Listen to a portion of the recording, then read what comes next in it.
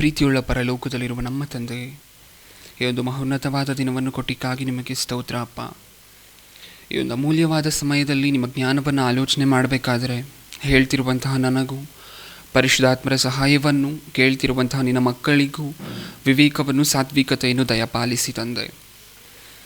ಪರೀಕ್ಷೆ ಬರೀತಿರುವಂತಹ ವಿದ್ಯಾರ್ಥಿಗಳ ಜೊತೆಯಲ್ಲಿದ್ದು ಅವರನ್ನು ಬಲಪಡಿಸಿ ತಕ್ಕ ಸಮಯದಲ್ಲಿ ಅವರು ಪರೀಕ್ಷೆಗಳಿಗೆ ಸಿದ್ಧಪಡುವಂತಹ ಮಕ್ಕಳನ್ನಾಗಿ ಅವರನ್ನು ಮಾರ್ಪಡಿಸಿ, ನನ್ನ ಪ್ರಾರ್ಥನೆಯನ್ನು ಯೇಸು ಕ್ರಿಸ್ತರ ನಾಮದಲ್ಲಿ ಸಮರ್ಪಿಸಿ ಬೇಡಿಕೊಳ್ಳುತ್ತಿದ್ದೇನೆ, ಪರಲೋಕದಲ್ಲಿರುವ ನಮ್ಮ ತಂದೆ, ಆಮೇನ್. ಪ್ರಿಯರಾದ ದೇವಜನರೇ, ಈ ದಿನ ಏರ್ಪಡಿಸಲಾಗಿರುವಂಥ ಅಂಶದ ಹೆಸರು ದೇವರು ನಿನಗೆ ಕೊಟ್ಟಿರುವಂತಹ ಕೆಲಸವನ್ನು ಮಾಡುತ್ತಿರುವೆಯಾ.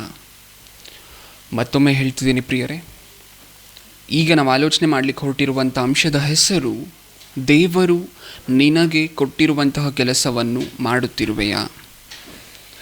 ಮೊಟ್ಟ ಮೊದಲನೇದಾಗಿ ಒಂದು ಅಂಶವನ್ನು ನಾವು ತಗೊಂಡ್ರೆ ಏನಕ್ಕೋಸ್ಕರ ಅಂಶವನ್ನು ಇಟ್ಟಿದ್ದಾರೆ. ಸೊ ಈ ಅಂಶವನ್ನು ಡಿಪ್ಲೊಮಾ ಇನ್ ಬೈಬಲ್ ಥಿಯಾಲಜಿ 2ನೇ ವರ್ಷದಲ್ಲಿ ಇಡಲಿಕ್ಕೆ ಮುಖ್ಯವಾಗಿರುವಂತಹ ಕಾರಣ ಏನು? ದೇವರು ನಮಗೆ ಕೊಟ್ಟಿರುವಂತಹ ಕೆಲಸವನ್ನು ಮಾಡ್ತಾ ಇದ್ದೀವಾ? ಏನಕ್ಕೋಸ್ಕರ ಈ ಅಂಶವನ್ನು ಇಡಬೇಕಿತ್ತು ಪ್ರಿಯರೇ? ಯೋಚನೆ ಮಾಡಿ ನೋಡಿ. ಪ್ರಸ್ತುತ ಪ್ರಪಂಚದಲ್ಲಿ ಕ್ರೈಸ್ತರಾಗಿರ್ಬೋದು ಅಥವಾ ಉಳಿದ ಜನರೇ ಆಗಿರ್ಬೋದು, ದೇವರು ಅಂದಿದ ತಕ್ಷಣ ದೇವರ ಬಳಿ ನಾವೇನಾದರೂ ಕೇಳ್ಬೋದು ಅನ್ನುವಂತಹ ಮನೋಭಾವ, ಮನಸ್ಥಿತಿ ಇವ್ರಿಗಿರುತ್ತೆ. ಬಿಟ್ಟರೆ ದೇವರ ಕೆಲಸ ಅನ್ನುವಂತಹದ್ದು ಏನೋ ಇದೆ, ದೇವರು ನಮಗೆ ಯಾವುದೋ ಒಂದು ಕೆಲಸವನ್ನು ಕೊಟ್ಟಿದ್ದಾರೆ ಅಂತ ಹೇಳಿ ತಿಳ್ಕೊಂಡಿಲ್ಲ ಈ ಪ್ರಪಂಚ. ಸೊ ಅದಕ್ಕೋಸ್ಕರ ನಿಮಗೂ ಸಹ ಕೆಲಸ ಇದೆ, ಹುಟ್ಟಿರುವಂತಹ ಪ್ರತಿಯೊಬ್ಬ ಮನುಷ್ಯನಿಗೂ ಒಂದೊಂದು ಕೆಲಸ ಇದೆ ಅಂತ ಹೇಳೋದಕ್ಕೆ ಈ ಅಂಶವನ್ನು ಇಟ್ಟಿದ್ದಾರೆ ಪ್ರಿಯರೇ. ಈ ಅಂಶದಲ್ಲಿ ಮುಖ್ಯವಾಗಿ ನಾವು ಆಲೋಚನೆ ಮಾಡಬೇಕಾದ್ರೆ, ಯಾರೋ ಒಬ್ಬರು ಜನರ ಹತ್ರ ಹೋಗಿ ನೀವು ಕೇಳಿ ಪ್ರಿಯರೇ, ದೇವರು ನಿಮಗೇನೋ ಒಂದು ಕೆಲಸ ಕೊಟ್ಟಿದ್ದಾರೆ ಗೊತ್ತಾ ನಿಮಗೆ ಅಂತ ಹೇಳಿ ಕೇಳಿ. ಏನು ಹೇಳ್ತಾರೆ ಅವರು? ನಮ್ಮ ಕೆಲಸ ಮಾಡಲಿಕ್ಕೆ ನಮಗೆ ಸಮಯ ಇಲ್ಲ, ಇನ್ನು ದೇವ್ರ ಕೆಲಸ ಬೇರೆ ಮಾಡಬೇಕಾ ನಾವು? ದೇವ್ರ ಕೆಲಸ ಬೇರೆ ಕೊಡ್ತಾರ? ಹೋಗಲಿ, ದೇವ್ರ ಕೆಲಸ ಅಂತ ಏನಾದರೂ ಇರುತ್ತಾ ಪ್ರಪಂಚದಲ್ಲಿ? ಈ ರೀತಿಯಾಗೆಲ್ಲ ಪ್ರಶ್ನೆ ಮಾಡ್ತಾರೆ. ಹಾಗಾದರೆ ನಿಜವಾಗಲೂ ದೇವರ ಕೆಲಸ ಅನ್ನುವಂತಹದ್ದು ಏನಾದರೂ ಇದೆಯಾ?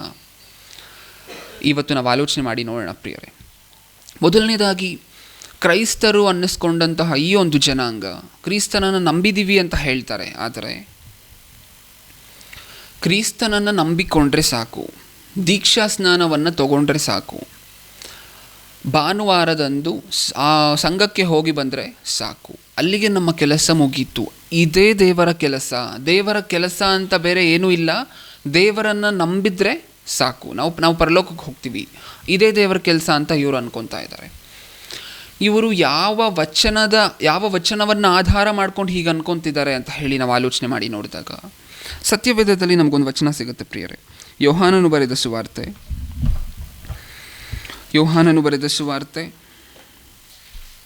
6ನೇ ಅಧ್ಯಾಯ 29ನೇ ವಚನ. ಯೋಹಾನನು ಬರೆದ ಸುವಾರ್ತೆ 6ನೇ ಅಧ್ಯಾಯ 29ನೇ ವಚನ. ಏನು ಹೇಳಿದ್ದಾರೆ ಪ್ರಿಯರೇ? ಕ್ರೈಸ್ತರೆಲ್ಲರೂ ಸಹ ಯಾವ ಕೆಲಸವೂ ನಮಗಿಲ್ಲ ಅಂತ ಹೇಳಿ ಯಾವ ವಚನವನ್ನು ಆಧಾರ ಮಾಡ್ಕೊಂಡು ಹೇಳ್ತಿದ್ದಾರೋ ಗೊತ್ತಾ? ಇದೇ ವಚನವನ್ನು. ಏನು ಹೇಳಿದ್ದಾರೆ? ಯೇಸು ದೇವರು ಮೆಚ್ಚುವ ಕೆಲಸ ಯಾವುದೆಂದರೆ ಆತನು ಕಳುಹಿಸಿಕೊಟ್ಟವನನ್ನು ನೀವು ನಂಬುವುದೇ ಅಂದನು. ಈ ಒಂದು ವಚನವನ್ನು ತೋರಿಸ್ತಾರೆ. ಇಷ್ಟೇ ಅಲ್ವಾ? ಹೀಗಿದ್ರೆ ನಾವು ಪರಲೋಕಕ್ಕೆ ಹೋಗ್ತೀವಿ. ಅಂದರೆ ದೇವರ ಕೆಲಸ ಅಂದರೆ ಏನು? ದೇವರನ್ನು ನಂಬುವಂತಹದ್ದು, ಅಥವಾ ಅವರು ಕಳುಹಿಸಿಕೊಟ್ಟಂಥ ಯೇಸು ಕ್ರಿಸ್ತರನ್ನು ನಂಬುವಂತಹದ್ದು. ಈ ವಚನವನ್ನು ತೋರಿಸಿ ಏನು ಹೇಳ್ತಾರೆ? ದೇವರನ್ನು ನಂಬಿದ್ರೆ ಸಾಕು, ದೇವರನ್ನು ನಂಬಿ ದೀಕ್ಷಾ ಸ್ನಾನ ತೊಗೊಂಡ್ರೆ ಸಾಕು, ಎಲ್ಲಿಗೆ ಹೋಗ್ತೀವಿ? ಪರಲೋಕಕ್ಕೆ ಹೋಗ್ತೀವಿ. ಅಂದರೆ ನಿಜವಾಗ್ಲೂ ದೇವರ ಕೆಲಸ ಅಂತ ಏನೂ ಇಲ್ವಾ ಪ್ರಪಂಚದಲ್ಲಿ? ಯೋಚನೆ ಮಾಡಿ ಪ್ರಿಯರೇ. ಇವರಿಗೋಸ್ಕರ, ಯಾರಿಗೋಸ್ಕರ? ಈ ವಚನವನ್ನು ತೋರಿಸಿ ದೇವರ ಕೆಲಸ ಅಂದರೆ ಏನೂ ಇಲ್ಲ, ದೇವರನ್ನು ನಂಬಿದ್ರೆ ಸಾಕು, ಅದೇ ದೇವರ ಕೆಲಸ ಅನ್ಕೊಳ್ತಿರುವಂತಹ ಜನರಿಗೋಸ್ಕರ ಸತ್ಯವೇದದಲ್ಲಿ ಇನ್ನೊಂದು ವಚನವನ್ನು ಬರೆಸಿದ್ದಾರೆ. ಯಾಕೋಬನ ಪತ್ರಿಕೆ 2ನೇ ಅಧ್ಯಾಯ 17ನೇ ವಚನ. ಯಾಕೋಬನ ಪತ್ರಿಕೆ 2ನೇ ಅಧ್ಯಾಯ 17ನೇ ವಚನ. 2:17. ಹಾಗೆಯೇ ಕ್ರಿಯೆಗಳಿಲ್ಲದಿದ್ದರೆ ನಂಬಿಕೆಯು ತನ್ನಲ್ಲಿ ಜೀವವಿಲ್ಲದ್ದು. ಏನು ಹೇಳ್ತಿದ್ದಾರೆ? ಕ್ರಿಯೆಗಳು ಇಲ್ಲದಿದ್ದರೆ ನಂಬಿಕೆಯು ತನ್ನಲ್ಲಿ ಜೀವವಿಲ್ಲದ್ದು. ಕ್ರಿಯೆಗಳು ಅಂದರೆ ಏನು ಪ್ರಿಯರೇ? ಮೊದಲನೇದಾಗಿ ಕೆಲಸ. ಹೌದಾ? ಕ್ರಿಯೆಗಳು ಅನ್ನುವಂಥ ಪದಕ್ಕಿರುವಂತಹ ಅರ್ಥ ಕೆಲಸ. ಹಾಗಾದರೆ ಕೆಲಸ ಇಲ್ಲದೇ ಇರುವಂತಹ ನಂಬಿಕೆ ತನ್ನಲ್ಲಿ ಜೀವವಿಲ್ಲದೆ ಇರುವಂತಹದ್ದು. ಮತ್ತೆ ಒಮ್ಮೆ ಓದ್ತಾ ಇದ್ದೀನಿ ಪ್ರಿಯರೇ, ಇದನ್ನು ನೋಡಿ. 17ನೇ ವಚನ, ಹಾಗೆಯೇ ಕ್ರಿಯೆಗಳಿಲ್ಲದಿದ್ದರೆ ನಂಬಿಕೆಯು ತನ್ನಲ್ಲಿ ಜೀವವಿಲ್ಲದ್ದು. ಅಂದರೆ ಕೆಲಸ ಇಲ್ಲದೆ ನಾವು ದೇವರನ್ನು ನಂಬ್ತಾ ಇದ್ದೀವಿ ಅಂತ ಹೇಳ್ಕೊಳ್ತಿರುವಂತಹ ಜನರಿಗೆ ಬರ್ಸಿರುವಂತಹ ಮಾತಿದು. ಏನಂತೆ? ಕೆಲಸ ಇಲ್ಲ ಅಂದರೆ ದೇವರ ಕೆಲಸ ಮಾಡದೇ ಇದ್ದು ದೇವರನ್ನು ನಂಬಿದ್ದೀವಿ ಅಂತ ಹೇಳ್ಕೊಂಡ್ರೆ ಆ ನಂಬಿಕೆ, ಅವ್ರು ನಂಬಿದ್ದೀವಿ ಅಂತ ಏನು ಹೇಳ್ಕೊತಿದ್ದಾರಲ್ಲ, ಅವರಲ್ಲಿರುವಂತಹ ನಂಬಿಕೆ ಜೀವ ಇಲ್ಲದೆ ಇರುವಂತಹದ್ದು. ಹಾಗಾದರೆ ಇದರಿಂದ ನಮಗೆ ಸ್ಪಷ್ಟವಾಗಿ ತಿಳಿಯುವಂಥ ಸಂಗತಿ ಏನು? ದೇವರ ಕೆಲಸ ಅಂತ ಹೇಳುವಂತಹದ್ದು ಒಂದು ಇದೆ. ನಾವು ಯಾರೂ ಸಹ ಸುಮ್ಮನೆ ಕೆಲಸವಿಲ್ಲದೆ ಈ ಲೋಕದಲ್ಲಿ ಹುಟ್ಟಿಲ್ಲ. ಹಾಗಾದರೆ ದೇವರ ಕೆಲಸ ಅನ್ನುವಂಥದ್ದು ಇದೆಯಾ? ಇದೆ. ಮನುಷ್ಯರು ನಾವೆಲ್ಲರೂ ಅದನ್ನು ಮಾಡಬೇಕಾ? ಮಾಡಬೇಕು. ಹಾಗಾದರೆ ಈ ಪ್ರಪಂಚದಲ್ಲಿ ನೀವು ನೋಡ್ತಿರ್ತೀರ ಪ್ರಿಯರೇ, ನಾಯಕರು ಅಂತ ಹೇಳಿ ಕರೆಸ್ಕೊತಿರ್ತಾರೆ, ಮಿನಿಸ್ಟ್ರುಗಳು ಅಥವಾ ಪಾಲಿಟಿಷಿಯನ್ಸ್ ಅಥವಾ ಇನ್ಯಾವುದೇ ಇತರ ನಾಯಕರಾಗಿರ್ಬೋದು. ಈ ನಾಯಕರೆಲ್ಲ ಹೇಗೆ ವ್ಯವಹಾರ ಮಾಡ್ತಿರ್ತಾರೆ ಅಂತ ಹೇಳಿದ್ರೆ, ನಾಯಕನಾಗಿ ತಾನು ಯಾವುದೇ ಕೆಲಸ ಮಾಡೋದಿಲ್ಲ. ಹೌದು, ನಾವು ರಾಜಕಾರಣಿಗಳನ್ನೆಲ್ಲ ನೋಡಿರ್ತೀವಿ. ಯಾರಿಂದ ಮಾಡಿಸ್ತಾರೆ ಕೆಲಸವನ್ನು? ತನ್ನ ಕೈ ಕೆಳಗೆ ಇರುವಂತಹ ಜನರಿಂದ. ನಾಯಕರು ಕೆಲಸ ಮಾಡದೆ ಯಾರಿಂದ ಮಾಡಿಸ್ತಾರೆ? ತನ್ನ ಕೈ ಕೆಳಗಿರುವಂತಹ ಜನರಿಂದ. ತಂದೆಯಾಗಿರುವಂತಹ ದೇವರು ಹಾಗನ್ಕೊಂಡಿಲ್ಲ ಪ್ರಿಯರೇ. ನಮ್ಮೆಲ್ಲರಿಗೂ ಸಹ ಒಂದು ಕೆಲಸವನ್ನು ಕೊಟ್ಟಿದ್ದಾರೆ. ನಾವೆಲ್ಲರೂ ಸಹ ಹೀಗೆ ಕೆಲಸ ಮಾಡಬೇಕು ಅಂತ ಹೇಳಿ ಯಾರನ್ನು ನೋಡಿ ಕಲಿಬೇಕು ಗೊತ್ತಾ? ನಾವು ತಂದೆಯಾಗಿರುವಂತಹ ದೇವರನ್ನು, ಯೇಸು ಕ್ರಿಸ್ತರನ್ನು, ಪರಿಶುದ್ಧಾತ್ಮ ದೇವರನ್ನು ಹಾಗೂ ಈ ಪ್ರಕೃತಿಯನ್ನು. ಈ ನಾಯಕರು ಏನು ಹೇಳ್ತಾರೆ? ಕೆಲಸ ಮಾಡಬೇಕು ಅಂತಾರೆ, ಆದರೆ ಅವ್ರು ಮಾತ್ರ ಮಾಡೋದಿಲ್ಲ, ಕೈ ಕೆಳಗೆ ಇರುವಂಥವರ ಕೈಯಲ್ಲಿ ಮಾಡಿಸ್ತಾರೆ. ಆದರೆ ತಂದೆ ಹಾಗೆ ಮಾಡಿಲ್ಲ. ಅವರು ಮೊಟ್ಟ ಮೊದಲು ಅವರೇ ಕೆಲಸ ಮಾಡಿದ್ದು. ಪ್ರಪಂಚದಲ್ಲಿ ಮೊಟ್ಟ ಮೊದಲು ಯಾರಾದರೂ ಕೆಲಸ ಮಾಡಿದಾರಾ ಅಂತ ಹೇಳಿದ್ರೆ ಅದು ತಂದೆಯಾಗಿರುವಂಥ ದೇವರು. ಅವರು ಕೆಲಸ ಮಾಡಿ ತನ್ನ ಮಕ್ಕಳಿಗೆ ಏನು ಹೇಳಿದ್ದಾರೆ? ನೋಡಿ, ನಿಮ್ಮ ಕೆಲಸ ಹೀಗಿರಬೇಕು. ನೋಡೋಣ, ತಂದೆಯಾಗಿರುವಂಥ ದೇವರು ಯಾವ ಕೆಲಸವನ್ನು ಮಾಡಿದ್ರು ಮೊಟ್ಟ ಮೊದಲು ನೋಡ್ಕೊಂಡು ಮುಂದೆ ಹೋಗೋಣ ಪ್ರಿಯರೇ. ಆದಿಕಾಂಡ 2ನೇ ಅಧ್ಯಾಯ 2ನೇ ವಚನ. ಆದಿಕಾಂಡ 2ನೇ ಅಧ್ಯಾಯ 2ನೇ ವಚನ. ದೇವರು 1ನೇ ವಚನದಿಂದ ಓದಿ. ಹೀಗೆ ಭೂಮ್ಯಾಕಾಶಗಳು ಅವುಗಳಲ್ಲಿರುವ ಸಮಸ್ತವು ನಿರ್ಮಿತವಾದವು. ದೇವರು ತನ್ನ ಸೃಷ್ಟಿ ಕಾರ್ಯವನ್ನು ಮುಗಿಸಿಬಿಟ್ಟು 7ನೆಯ ದಿನದಲ್ಲಿ ವಿಶ್ರಮಿಸಿಕೊಂಡನು. ಸಾಕು. ತಂದೆಯಾಗಿರುವಂತಹ ದೇವರು ಯಾವ ಲೆವೆಲ್ ಕೆಲಸ ಮಾಡಿದ್ರು ಗೊತ್ತಾ? 7ನೆಯ ದಿನದಲ್ಲಿ ವಿಶ್ರಾಂತಿ ಬೇಕಾಯಿತು, ರೆಸ್ಟ್ ಅನ್ನುವಂತಹದ್ದು ಬೇಕಾಯಿತು. ನಾವು ರೆಸ್ಟ್ ಯಾವಾಗ ತಗೋತೀವಿ ಪ್ರಿಯರೇ? ನಾರ್ಮಲ್ ಆಗಿ ಅರ್ಧ ಗಂಟೆ ಕೆಲಸ ಮಾಡಿದ್ಮೇಲೆ ರೆಸ್ಟ್ ತಗೋತೀವ? ಒಂದಿನ ರೆಸ್ಟ್ ಬೇಕು ಅಂತ ಹೇಳ್ತೀವ? ಅರ್ಧ ಗಂಟೆ ಕೆಲಸ ಮಾಡಿ ಒಂದಿನ ರೆಸ್ಟ್ ಬೇಕು ನನಗೆ ಅಂತ ಹೇಳ್ತೀವ? ಇಲ್ಲ. ರೆಸ್ಟ್ ಅನ್ನುವಂತಹದ್ದು ಮನುಷ್ಯ ಸಾಧಾರಣವಾಗಿ ಯಾವಾಗ ತಗೋತಾನೆ? ಬಹಳ ಕೆಲಸ ಮಾಡಿದಾಗ. ಹೌದಲ್ವಾ? ಏನೂ ಕೆಲಸ ಮಾಡದೆ ನನಗೆ ರೆಸ್ಟ್ ಬೇಕು ಅಂದ ಅಂದ್ಕೊಳ್ಳಿ, ಏನಂತೀವಿ ನಾವು ಅವ್ರನ್ನ? ಇವ್ರಿಗೇನೋ ನರ್ವಸ್ ಸಿಸ್ಟಮ್ ಪ್ರಾಬ್ಲಮ್ ಇದೆ, ಹಾಗಾದರೆ ನರಗಳಿಗೇನೋ ಸಮಸ್ಯೆ ಇದೆ ಅಂತ ಹೇಳ್ತೀವಿ. ಹಾಗಾದರೆ ಮನುಷ್ಯನಿಗೆ ಬಹಳವಾಗಿ ಕೆಲಸ ಮಾಡಿದಾಗ ಸುಸ್ತಾಗತ್ತೆ, ಆಗ ಅವನಿಗೆ ರೆಸ್ಟ್ ಬೇಕಾಗತ್ತೆ. ದೇವರು ಬಹಳವಾಗಿ ಕಷ್ಟಪಟ್ಟಿದ್ದರಿಂದ ವಿಶ್ರಾಂತಿ ತಗೋತಿದ್ದಾರೆ. ಇದು ದೇವರು ತನ್ನ ಮಕ್ಕಳಿಗೆ ತೋರಿಸಿರುವಂತಹ ಕೆಲಸ ಅಂದರೆ ಹೀಗಿರಬೇಕು. ಇದನ್ನು ನಾನು ಮಾಡಿದ್ದೀನಿ, ನಿಮಗೆ ಕೊಟ್ಟಿರುವಂತಹ ಕೆಲಸವನ್ನು ನೀವು ಮಾಡಿ ಅಂತ ಹೇಳಿಕೊಟ್ಟಿದ್ದಾರೆ. ಇದು ದೇವರ ಕೆಲಸ, ತಂದೆಯಾಗಿರುವಂತಹ ದೇವರ ಕೆಲಸವಾಗಿತ್ತು ಪ್ರಿಯರೇ. ಇನ್ನು ಮುಂದೆ ಯೇಸು ಕ್ರಿಸ್ತರು ಯಾವ ರೀತಿ ತನ್ನ ಕೆಲಸವನ್ನು ಮಾಡಿದ್ರು? ಲೂಕನು ಬರೆದ ಸುವಾರ್ತೆ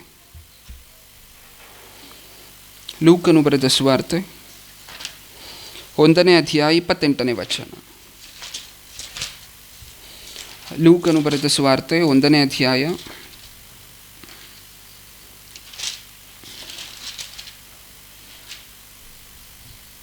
ಕ್ಷಮಿಸಿ ಪ್ರಿಯರೇ, ಮಾರ್ಕನು ಬರೆದ ಸುವಾರ್ತೆ 1ನೇ ಅಧ್ಯಾಯ 38ನೇ ವಚನ.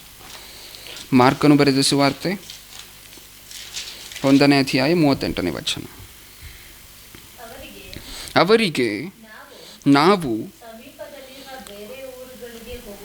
ಸಮೀಪದಲ್ಲಿರುವ ಬೇರೆ ಊರುಗಳಿಗೆ ಹೋಗೋಣ, ಅಲ್ಲಿಯೂ ನಾನು ಸುವಾರ್ತೆಯನ್ನು ಸಾರಬೇಕು, ಇದಕ್ಕಾಗಿಯೇ ನಾನು ಹೊರಟು ಬಂದಿದ್ದೇನೆ ಎಂದು ಹೇಳಿದನು. ಸ್ವತಃ ಯೇಸು ಕ್ರಿಸ್ತರ ಏನಂತ ಮಾತಾಡ್ತಿದ್ದಾರೆ? ಸಮೀಪದಲ್ಲಿರುವ ಬೇರೆ ಊರುಗಳಿಗೆ ಹೋಗೋಣ, ಅಲ್ಲಿಯೂ ಸಹ ಸುವಾರ್ತೆ ಸಾರಬೇಕು, ಇದಕ್ಕಾಗಿಯೇ ನಾನು ಹೊರಟು ಬಂದಿದ್ದೇನೆ. ಅಂದರೆ ಯೇಸು ಕ್ರಿಸ್ತರಿಗೊಂದು ವಿಚಾರ ಅರ್ಥ ಆಗಿತ್ತಿಲ್ಲಿ. ಇದಕ್ಕಾಗಿಯೇ ನಾನು ಹೊರಟು ಬಂದಿದ್ದೇನೆ ಅಂದರೆ ಸುವಾರ್ತೆ ಸಾರುವುದಕ್ಕೋಸ್ಕರನೇ ನಾನು ಹೊರಟು ಬಂದಿದ್ದೇನೆ. ಅಂದರೆ ಸುವಾರ್ತೆ ಸಾರುವ ಕೆಲಸ ಇತ್ತು, ಆ ಕೆಲಸವನ್ನು ಮಾಡಲಿಕ್ಕೆ ಯೇಸು ಕ್ರಿಸ್ತರು ಬಂದರು. ಅಂದರೆ ಯೇಸು ಕ್ರಿಸ್ತರಿಗೆ ಏನು ಅರ್ಥ ಆಗಿತ್ತು? ಈ ಭೂಮಿಯ ಮೇಲೆ ಒಬ್ಬ ಹುಟ್ಟುತ್ತಾನೆ ಅಂತ ಹೇಳಿದ್ರೆ ಕಾರಣ ಏನು? ಅವನಿಂದ ಆಗಬೇಕಾಗಿರುವಂತಹ ಕೆಲಸ ಇರುತ್ತೆ. ಹಾಗೆ ಯೇಸು ಕ್ರಿಸ್ತರಿಗೂ ಗೊತ್ತಿತ್ತು, ನಾನು ಬಂದಂತಹ ಕೆಲಸ ಏನು? ಸುವಾರ್ತೆಯನ್ನು ಸಾರಬೇಕು. ಈ ಕೆಲಸ ಯೇಸು ಕ್ರಿಸ್ತರಿಗೆ ಅರ್ಥ ಆಗಿತ್ತು. ಸೊ ಅದಕ್ಕೋಸ್ಕರ ಯೇಸು ಕ್ರಿಸ್ತರು ಸಹ ಕೆಲಸ ಮಾಡಿದ್ರ ಅಂತ ನೋಡಿದ್ರೆ, ನಾವು ಸಮೀಪದಲ್ಲಿರುವ ಬೇರೆ ಊರುಗಳಿಗೆ ಹೋಗೋಣ, ಅಲ್ಲಿಯೂ ನಾನು ಸುವಾರ್ತೆಯನ್ನು ಸಾರಬೇಕು. ಸೊ ಯೇಸು ಕ್ರಿಸ್ತರು ಸಹ ಕೆಲಸವನ್ನು ಅಂದರೆ ಸುವಾರ್ತೆ ಕೆಲಸವನ್ನು ಮಾಡುವ ಹಂಬಲ ತೋರಿಸ್ತಿದ್ದಾರೆ ಅಂತ ಹೇಳಿ ನಮ್ಗೆ ಅರ್ಥ ಆಗುತ್ತೆ. ಇನ್ನು ಕೊನೆಯವರೆಗೂ ಮತ್ತಾಯನು ಬರೆದ ಸುವಾರ್ತೆ, ಲೂಕನು ಬರೆದ ಸುವಾರ್ತೆ, ಮಾರ್ಕನು ಬರೆದ ಸುವಾರ್ತೆ, ಯೋಹಾನನು ಬರೆದ ಸುವಾರ್ತೆ, 4 ಸುವಾರ್ತೆಗಳಲ್ಲಿ ಯೇಸು ಕ್ರಿಸ್ತರು ಮಾಡಿದಂತಹ ಕೆಲಸ ನಮಗೆ ಕಂಡು ಬರುತ್ತೆ. ಹಾಗಾದರೆ ಯೇಸು ಕ್ರಿಸ್ತರು ಕೆಲಸ ಮಾಡಿದ್ರ? ತಂದೆ ಕೆಲಸ ಮಾಡಿದ್ರು. ಇನ್ನು 3ನೇದಾಗಿ ತಂದೆಯಾಗಿರುವಂತಹ ದೇವರು ಕೆಲಸ ಮಾಡಿದ್ರು, ಯೇಸು ಕ್ರಿಸ್ತರು ಸಹ ಕೆಲಸ ಮಾಡಿ ತೋರಿಸಿದ್ರು. 3ನೇದಾಗಿ ಪರಿಶುದ್ಧಾತ್ಮ ದೇವರು. ಯೋಹಾನನು ಬರೆದ ಸುವಾರ್ತೆ 16ನೇ ಅಧ್ಯಾಯ 13ನೇ ವಚನ. ಯೋಹಾನನು ಬರೆದ ಸುವಾರ್ತೆ 16ನೇ ಅಧ್ಯಾಯ 13ನೇ ವಚನ.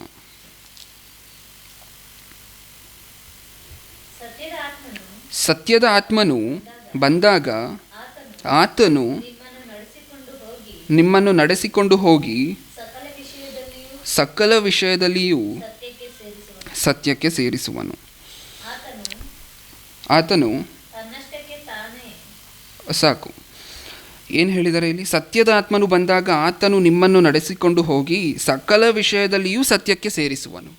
ಪರಿಶುದ್ಧಾತ್ಮರ ಕೆಲಸ ಏನಂತೆ? ನಮ್ಮನ್ನು ಸತ್ಯಕ್ಕೆ ಸೇರಿಸುವಂತಹದ್ದು. ಇನ್ನು ಎಷ್ಟು ಕಷ್ಟಪಟ್ಟು ಪರಿಶುದ್ಧಾತ್ಮರು ಕೆಲಸ ಮಾಡ್ತಿದ್ದಾರೆ ಅಂತ ಹೇಳಿ ಒಮ್ಮೆ ಆಲೋಚನೆ ಮಾಡಿ ನೋಡಿ ಪ್ರಿಯರೇ. ಸತ್ಯವೇದವನ್ನು ತೆಗೆದು ಆಗ ತಾನೇ ಕೂತ್ಕೋತೀವಿ, ಆಗ್ತಾನೆ ಕ್ರೈಸ್ತವ್ಯದಲ್ಲಿ ಬಂದಿದ್ದಾರೋ ಅಥವಾ ಆಗ್ತಾನೆ ಸತ್ಯವೇದ ಅನ್ನುವಂತಹ ಗ್ರಂಥವನ್ನು ನೋಡಿದಾರೋ ಅದನ್ನು ತಗೊಂಡು ಮೊದಲನೇ ಬಾರಿಗೆ ಓಪನ್ ಮಾಡಿದ್ವಿ ಅಂದ್ಕೊಳ್ಳಿ, ಏನು ಅರ್ಥ ಆಗುತ್ತೆ ಸತ್ಯವೇದದಲ್ಲಿ? ಏನು ಅರ್ಥ ಆಗುತ್ತೆ ಪ್ರಿಯರೇ? ಆ ಸ್ಟೇಜಿಂದ ಹಿಡಿದು ಪ್ರಕಟಣೆ ಗ್ರಂಥ ಓದಿ ಮುಗಿಸುವವರೆಗೆ ಏನೋ ಒಂದು ಸ್ವಲ್ಪ ಸತ್ಯವೇದ ನಮ್ಗೆ ಅರ್ಥ ಆಗುತ್ತೆ ಅಂತ ಹೇಳಿದ್ರೆ ಅದಕ್ಕೆ ಕಾರಣ ಯಾರು ಗೊತ್ತಾ? ಪರಿಶುದ್ಧಾತ್ಮರು. ಯಾರು ನನ್ನ ಬಗ್ಗೆ ಆಲೋಚನೆ ಮಾಡ್ತಿದ್ದಾರೆ, ಯಾರು ನನ್ನ ತಂದೆ ಬಗ್ಗೆ ಆಲೋಚನೆ ಮಾಡ್ತಿದ್ದಾರೆ, ಯಾರು ಸತ್ಯವೇದವನ್ನು ಓದಲಿಕ್ಕೆ ಹಂಬಲ ಪಡ್ತಿದ್ದಾರೆ, ಅವ್ರಿಗೆ ನಾನು ಸಹಾಯ ಮಾಡೋಕ್ಕೆ ಯಾವಾಗಲೂ ಸಿದ್ಧವಾಗಿರ್ತೀನಿ ಅಂತ ಹೇಳಿ ಪರಿಶುದ್ಧಾತ್ಮರು ಪಣ ತೊಟ್ಟಿದ್ದಾರೆ. ಇದು ಪರಿಶುದ್ಧಾತ್ಮರ ಕೆಲಸ. ಆಗ ಸತ್ಯವೇದವನ್ನು ಕಂಪ್ಲೀಟ್ ಮಾಡುವಂತಹ ಜ್ಞಾನ ಬೇಕಾಗಿರುತ್ತಲ್ವ ಶಿಷ್ಯಂದಿರಿಗೆಲ್ಲ. ಸೊ ಆ ಜ್ಞಾನವನ್ನು ಕೊಟ್ಟಿದ್ಯಾರು? ಆಗ ಪರಿಶುದ್ಧಾತ್ಮರು. ಈಗ ಏನವ್ರ ಕೆಲಸ? ಪ್ರತಿ ಮನುಷ್ಯನೂ ಸಹ ದೇವರ ಕೆಲಸದಲ್ಲಿ ಆಸಕ್ತಿ ಇರುವ ಪ್ರತಿಯೊಬ್ಬ ಮನುಷ್ಯನಿಗೂ ಸಹ ವಾಕ್ಯ ಅರ್ಥ ಆಗ್ತಿದೆ ಅಂತ ಹೇಳಿದ್ರೆ ಅದಕ್ಕೆ ಕಾರಣ ಪರಿಶುದ್ಧಾತ್ಮರು. ಅಂದರೆ ನಮ್ಮ ಜೊತೆ ಇದ್ಕೊಂಡು ಪರಿಶುದ್ಧಾತ್ಮರು ಸಹಾಯ ಮಾಡ್ತಿದ್ದಾರೆ. 3 ವ್ಯಕ್ತಿಗಳನ್ನು ನಾವು ನೋಡಿದ್ವಿ ಪ್ರಿಯರೇ. ತಂದೆಯಾಗಿರುವಂತಹ ದೇವರು ಕೆಲಸ ಮಾಡ್ತಿದ್ದಾರೆ. ಸೃಷ್ಟಿ ಕಾರ್ಯಕ್ರಮ ಈ ಪ್ರಪಂಚದಲ್ಲಿ ಮೊದಲು ಕೆಲಸ ಇದೆ, ಕೆಲಸ ಅಂದರೆ ಹೀಗಿರಬೇಕು ಅಂತ ತೋರಿಸಿದ್ದೆ ತಂದೆಯಾಗಿರುವಂತಹ ದೇವರು. ಸೊ ಈಗಲೂ ಸಹ ತಂದೆಯಾಗಿರುವಂತಹ ದೇವರು ಕೆಲಸ ಮಾಡ್ತಿದ್ದಾರೆ. ಈ ಸೃಷ್ಟಿ ನಡೀತಿರುವಂತಹದ್ದು ದೇವರ ಕೃಪೆಯಿಂದ. ಇದು ತಂದೆಯಾಗಿರುವಂತಹ ದೇವರ ಕೆಲಸವಾದರೆ, 2ನೇದಾಗಿ ಯೇಸು ಕ್ರಿಸ್ತರು ಈ ಪ್ರಪಂಚಕ್ಕೆ ಬಂದರು, ಕೆಲಸ ಮಾಡಿದ್ರು. 3ನೇದಾಗಿ ಪರಿಶುದ್ಧಾತ್ಮರು ಈಗಲೂ ಸಹ ಕೆಲಸ ಮಾಡ್ತಿದ್ದಾರೆ. ಏನು ಮಾಡ್ತಿದ್ದಾರೆ? ವಾಕ್ಯ ಅರ್ಥ ಮಾಡಿಸುವಂತಹ ಕೆಲಸವನ್ನು ಮಾಡ್ತಿದ್ದಾರೆ. 3 ವ್ಯಕ್ತಿಗಳನ್ನು ನೋಡಿದ್ವಿ. ಅಂದರೆ ಮೊದಲು ನಾವು ನೋಡಿದ್ದು ನಮಗೆ ದೇವರು ಕೆಲಸ ಇದೆ, ನಿಮಗೂ ಸಹ ಕೆಲಸ ಇದೆ, ಕ್ರಿಯೆಗಳಿಲ್ಲದೆ ಇರುವಂತಹ ವಿಶ್ವಾಸ ತನ್ನಲ್ಲಿ ಜೀವವಿಲ್ಲದ್ದು ಅಂತ ಹೇಳಿದ್ರು. ಅಂದರೆ ಮನುಷ್ಯರಾಗಿರುವಂತಹ ನಮಗೆಲ್ಲರಿಗೂ ಸಹ ದೇವರ ಕೆಲಸ ಇದೆ ಅಂತ ಹೇಳಿ ನಮ್ಗೆ ವಚನದಿಂದ ಅರ್ಥ ಆಯಿತು. ಸರಿ, ಯಾವ ರೀತಿ ಕೆಲಸ ಮಾಡಬೇಕು? ನಮ್ಮ ತಂದೆ ಏನಾದರೂ ಅವ್ರ ಕೆಲಸ ಮಾಡದೆ ನಮಗೆ ಕೆಲಸ ಕೊಟ್ಟಿದ್ದಾರಾ ಅಂತ ಹೇಳಿದ್ರೆ ಇಲ್ಲ ಅಂತ ನಮಗೆ ಗೊತ್ತಾಯಿತು. ಮೊಟ್ಟ ಮೊದಲು ಮಾಡಿದ್ದೇ ಅವ್ರು 3 ಜನ ಕೆಲಸವನ್ನು, ತಂದೆ ಆಗಿರುವಂಥ ದೇವರು, ಯೇಸು ಕ್ರಿಸ್ತರು, ಪರಿಶುದ್ಧಾತ್ಮರು. ಇನ್ನೊಂದು ಮಾದರಿಯನ್ನು ಇಟ್ಟಿದ್ದಾರೆ ಪ್ರಿಯರೇ, ಈ ಪ್ರಕೃತಿ. ಇದನ್ನೂ ಸಹ ನಮ್ಮ ಕಣ್ಮುಂದೆ ಇಟ್ಟು ನಿಮ್ಮ ಕೆಲಸ ಈ ರೀತಿ ಇರಬೇಕು ಅಂತ ಹೇಳೋದಕ್ಕೆ ಪ್ರಕೃತಿಯನ್ನೂ ಸಹ ನಮ್ಮ ಮುಂದೆ ಇಟ್ಟಿದ್ದಾರೆ.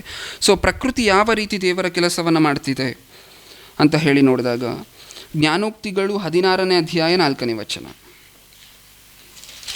ಜ್ಞಾನೋಕ್ತಿಗಳು 16ನೇ ಅಧ್ಯಾಯ 4ನೇ ವಚನ. 16:4. ಯೆಹೋವನು ಒಂದೊಂದನ್ನು ತಕ್ಕ ಗುರಿಯಿಂದ ಸೃಷ್ಟಿಸಿದ್ದಾನೆ. ಏನು ಹೇಳಿದ್ದಾರೆ? ಯೆಹೋವನು ಒಂದೊಂದನ್ನು ತಕ್ಕ ಗುರಿಯಿಂದ ಸೃಷ್ಟಿಸಿದ್ದಾನೆ.